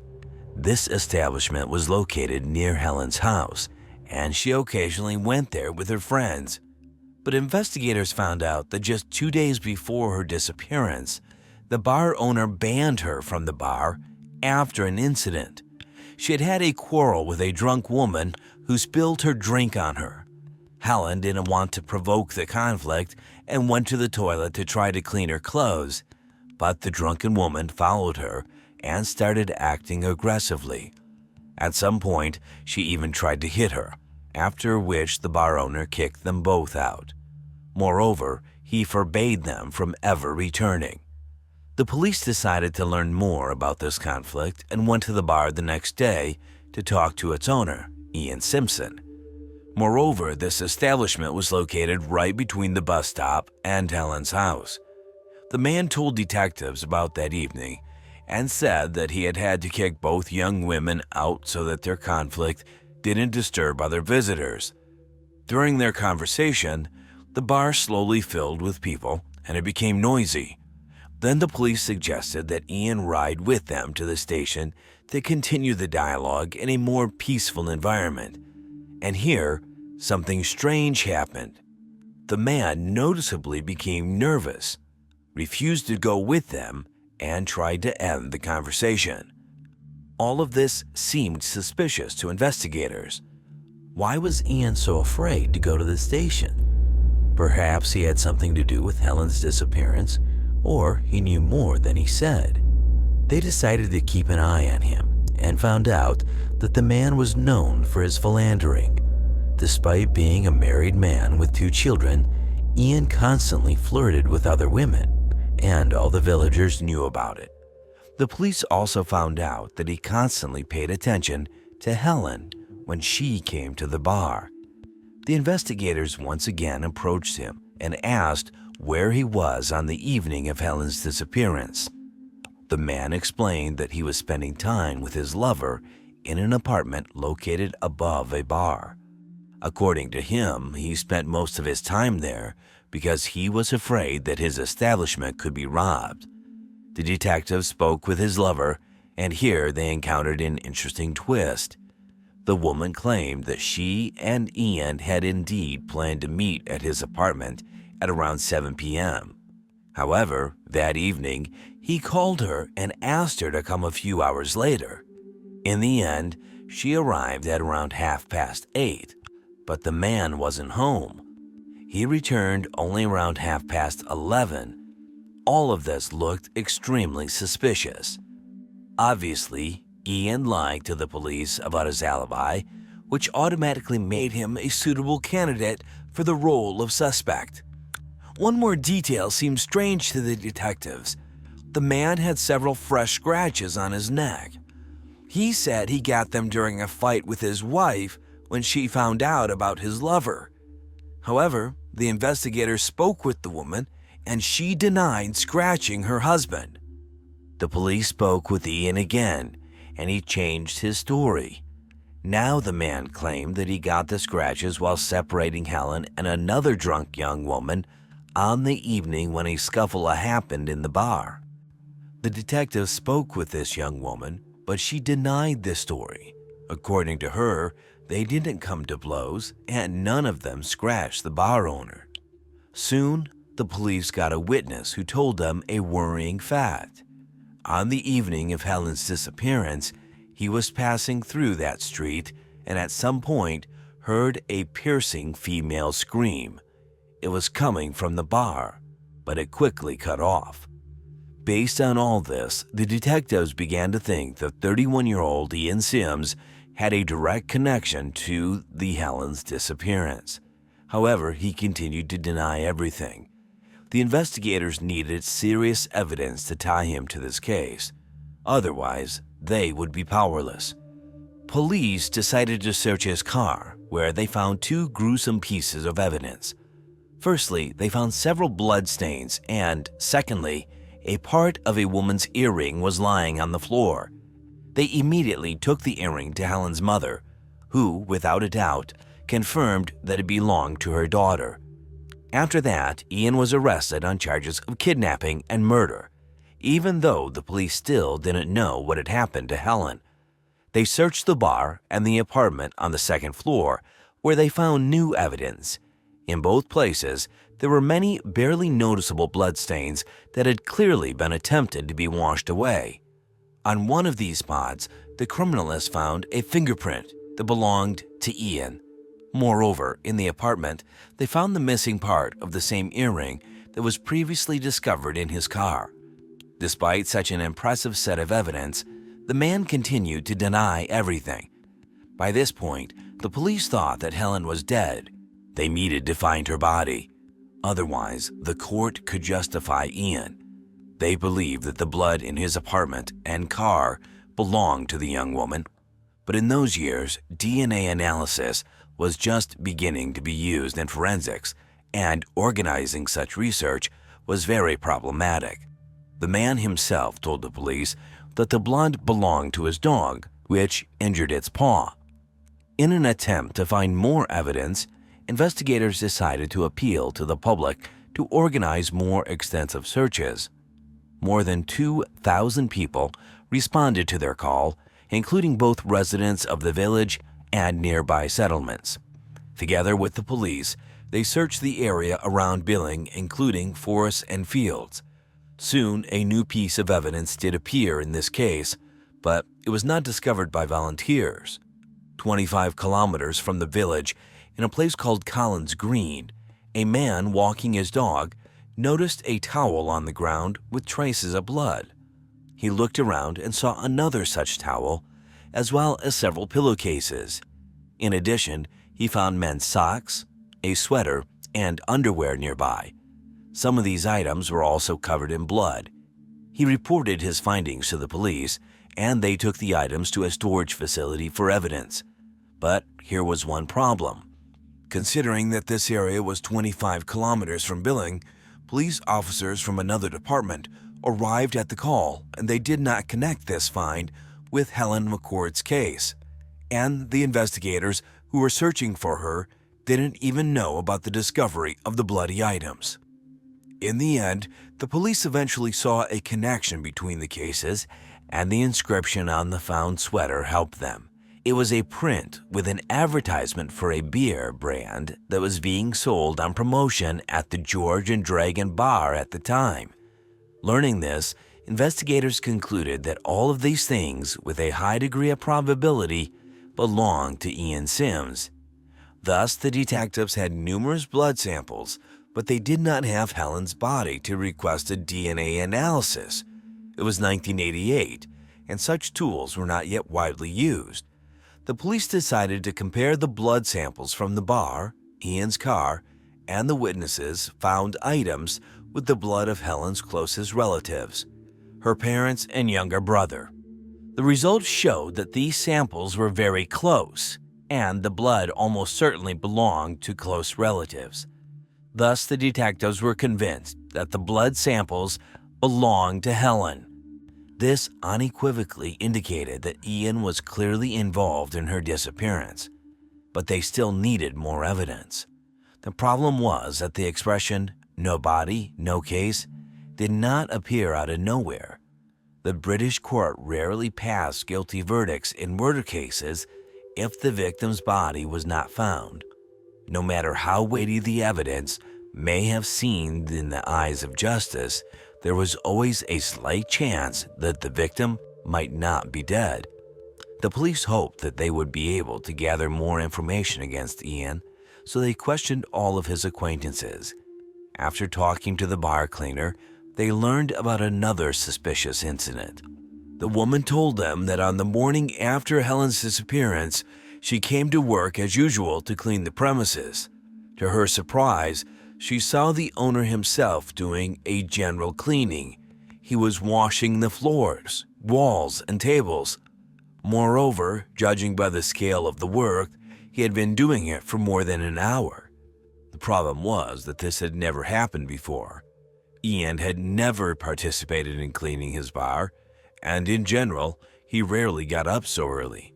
Usually, when the cleaner came for her morning shift, the man was still sleeping in his apartment upstairs. When she asked him why he had suddenly decided to clean the entire premises himself, Ian replied that his dog had made a mess. Another witness told the police that he had passed by this bar at night and heard the sound of a working vacuum cleaner from inside. The police concluded that Ian had been trying to get rid of the bloodstains all night, but he had not been able to completely complete the task. Despite all this, even with the suspicion surrounding Ian, they still needed more evidence. Investigators tried to find the young woman's body, but even extensive searches yielded no results. A month later, another piece of evidence fell into their hands. A man was walking along the river, about 30 kilometers from Billings, and noticed a woman's purse in the grass. Looking inside, he found documents in the name of Helen McCourt.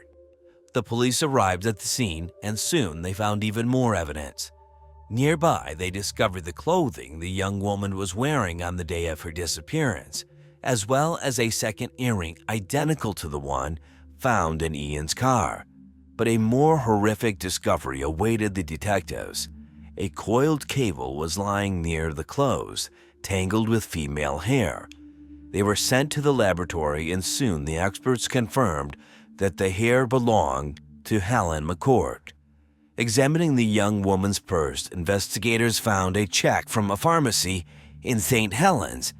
It turned out that she went there shopping on the evening of her disappearance, just before taking the bus to Billings. The police found all the items purchased at the pharmacy near the purse, except for one, a toothbrush.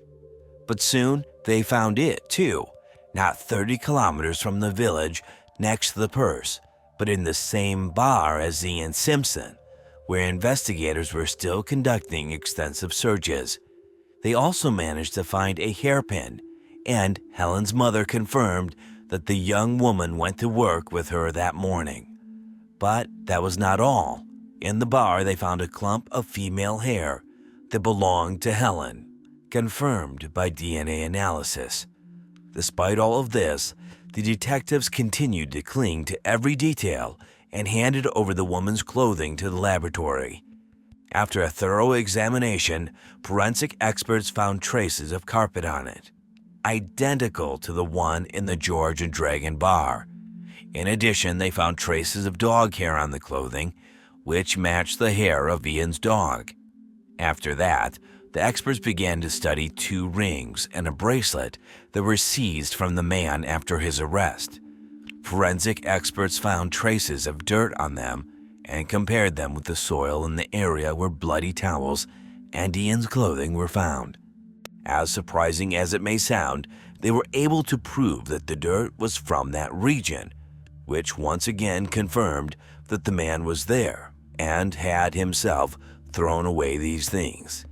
Soon after this, the police found another piece of evidence. Near the town of Rixton, located 24 kilometers from Billings, they found a shovel. They were able to determine that the shovel belonged to Ian Simpson, and apparently he used it to bury Helen's body. However, they still couldn't find the body itself, despite the constant work of hundreds of volunteers. The young woman's relatives were almost 100% sure that she was dead. With such a colossal set of evidence, Waiting for a miracle was simply pointless. Yet they couldn't finally confirm this and give her a decent burial, as well as be sure that the perpetrator would be punished. Ian continued to insist that he had nothing to do with the murder, and eventually, the police handed the case over to the court.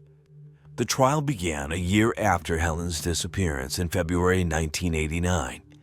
This was one of the first cases in Britain where a person was tried for murder in the absence of the victim's body.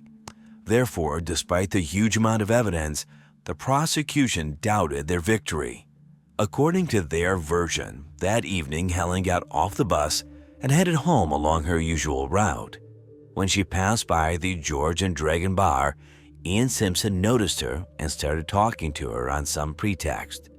Perhaps the man was trying to discuss with her the incident that led to him banning her from his establishment. Then he must have lured her inside somehow. According to the investigation, Ian could have offered to resolve the conflict and lift the ban on her visiting the bar. Considering that this was practically the only place in Billings where Helen could go with her friends, she was interested in resolving the conflict. Apparently, the man lured her inside the building where there was no one else at the time. Almost immediately after that, he attacked her, which was confirmed by the testimony of a passing witness. He heard a female scream that was quickly cut off. Attacking Helen, Ian killed her with an electric cable and dragged her into his second-floor apartment. There, he possibly subjected the young woman to violence, after which he waited for darkness and loaded the body into his car. The man drove her away from Billing and buried her, after which he scattered her things, his clothes, and other items in other remote places. There were several versions regarding his motives. The first one was forced. From the testimony of many witnesses, the investigation knew that Ian had repeatedly shown signs of attention to the young woman, but she always refused him. Probably that evening, he saw an opportunity to fulfill his criminal desires. The second version was that during their conversation, some conflict arose between them and he killed her in a fit of rage. It is possible that he and Helen began to argue, and she threatened to tell his wife about his constant harassment. However, this theory looked less realistic. After the prosecution spoke in court, it was Ian's turn. He still claimed that he was completely innocent and told his version, and it was one of the strangest speeches ever made by a man accused of murder. The man claimed that someone framed him. Someone else sneaked into the bar, put on his clothes, lured Helen there, and killed her. After that, he put her body in Ian's car and buried it with Ian's shovel in an unknown place. After all of this, the killer drove the car back to the bar and disappeared, framing the innocent bar owner. After such statements, the jurors became even more convinced that Ian was directly involved in the murder. His story sounded completely absurd. Perhaps he already understood that he would most likely go to prison and decided to make fun of the justice system and the victim's relatives. As a result, on March 14, 1989, the man was found guilty and sentenced to life imprisonment with the right to apply for parole no earlier than 16 years in prison. Unfortunately, for Helen's family, it was far from the end. The police and volunteers continued to search for her body, but without success. 3 years after the sentencing, the young woman's mother wrote a letter to the killer, desperately pleading to reveal the location of her daughter's body. After some time, Ian replied, but his letter contained only insults and threats. He promised to take revenge on the woman as soon as he was released from prison. The killer repeatedly appealed, but all his appeals were rejected.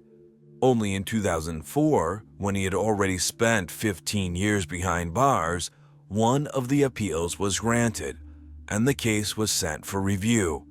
However, it did not play in the killer's favor. With the help of modern DNA analysis tools, experts examined the evidence and concluded that all of them unequivocally proved Ian's guilt. As a result, the case review essentially led to an increase in the prison sentence. After 16 years, The criminal repeatedly applied for release, but all his applications were rejected. Meanwhile, Helen's family continued to fight to find her body. In 2015, her mother launched a public campaign seeking to change existing laws. She demanded that convicted murderers be denied early release until they disclosed the location of their victim's body. The woman gave interviews to various channels, wrote letters to Prime Minister Theresa May, and also created a petition that gathered hundreds of thousands of signatures. As a result, this issue was brought to Parliament for consideration, and initially, politicians positively assessed the possibility of passing such a law.